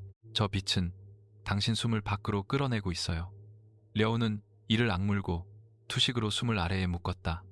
그때 산채 뒤쪽에서 박수 소리가 들렸다. 느리고 가벼운 소리였다. 모두의 시선이 그쪽으로 향했다. 회색 털외투를 걸친 사내가 눈 위를 밟고 걸어 나왔다. 그의 발자국은 거의 남지 않았다. 얼굴은 온화하게 웃고 있었지만 눈은 빈 우물처럼 깊었다. 독고선이 이를 악물었다. 여각신, 야흥회의 주인이 직접 오다니. 여각신은 고개를 살짝 숙였다. 좋은 판에는 주인이 늦게 들어와야 합니다. 그래야 모두의 패가 보이지요. 황철학의 얼굴이 차갑게 굳었다. 네가 왜 여기 있나? 거래는 끝났다. 여각신은 웃으며 손을 펼쳤다. 거래는 늘 더 좋은 값이 나오기 전까지만 끝난 것입니다. 조정은 청풍옥을 원하고 군벌은 아이를 원하고 나는 둘 다 원합니다. 그리고 황두령, 당신은 너무 오래 분노해서 계산이 흐려졌습니다. 황철학은 도끼를 돌려 그를 향했다. 그러나 한순간 늦었다. 여각신은 이미 그의 등 뒤에 있었다. 눈 위의 바람이 소리 없이 갈라졌다.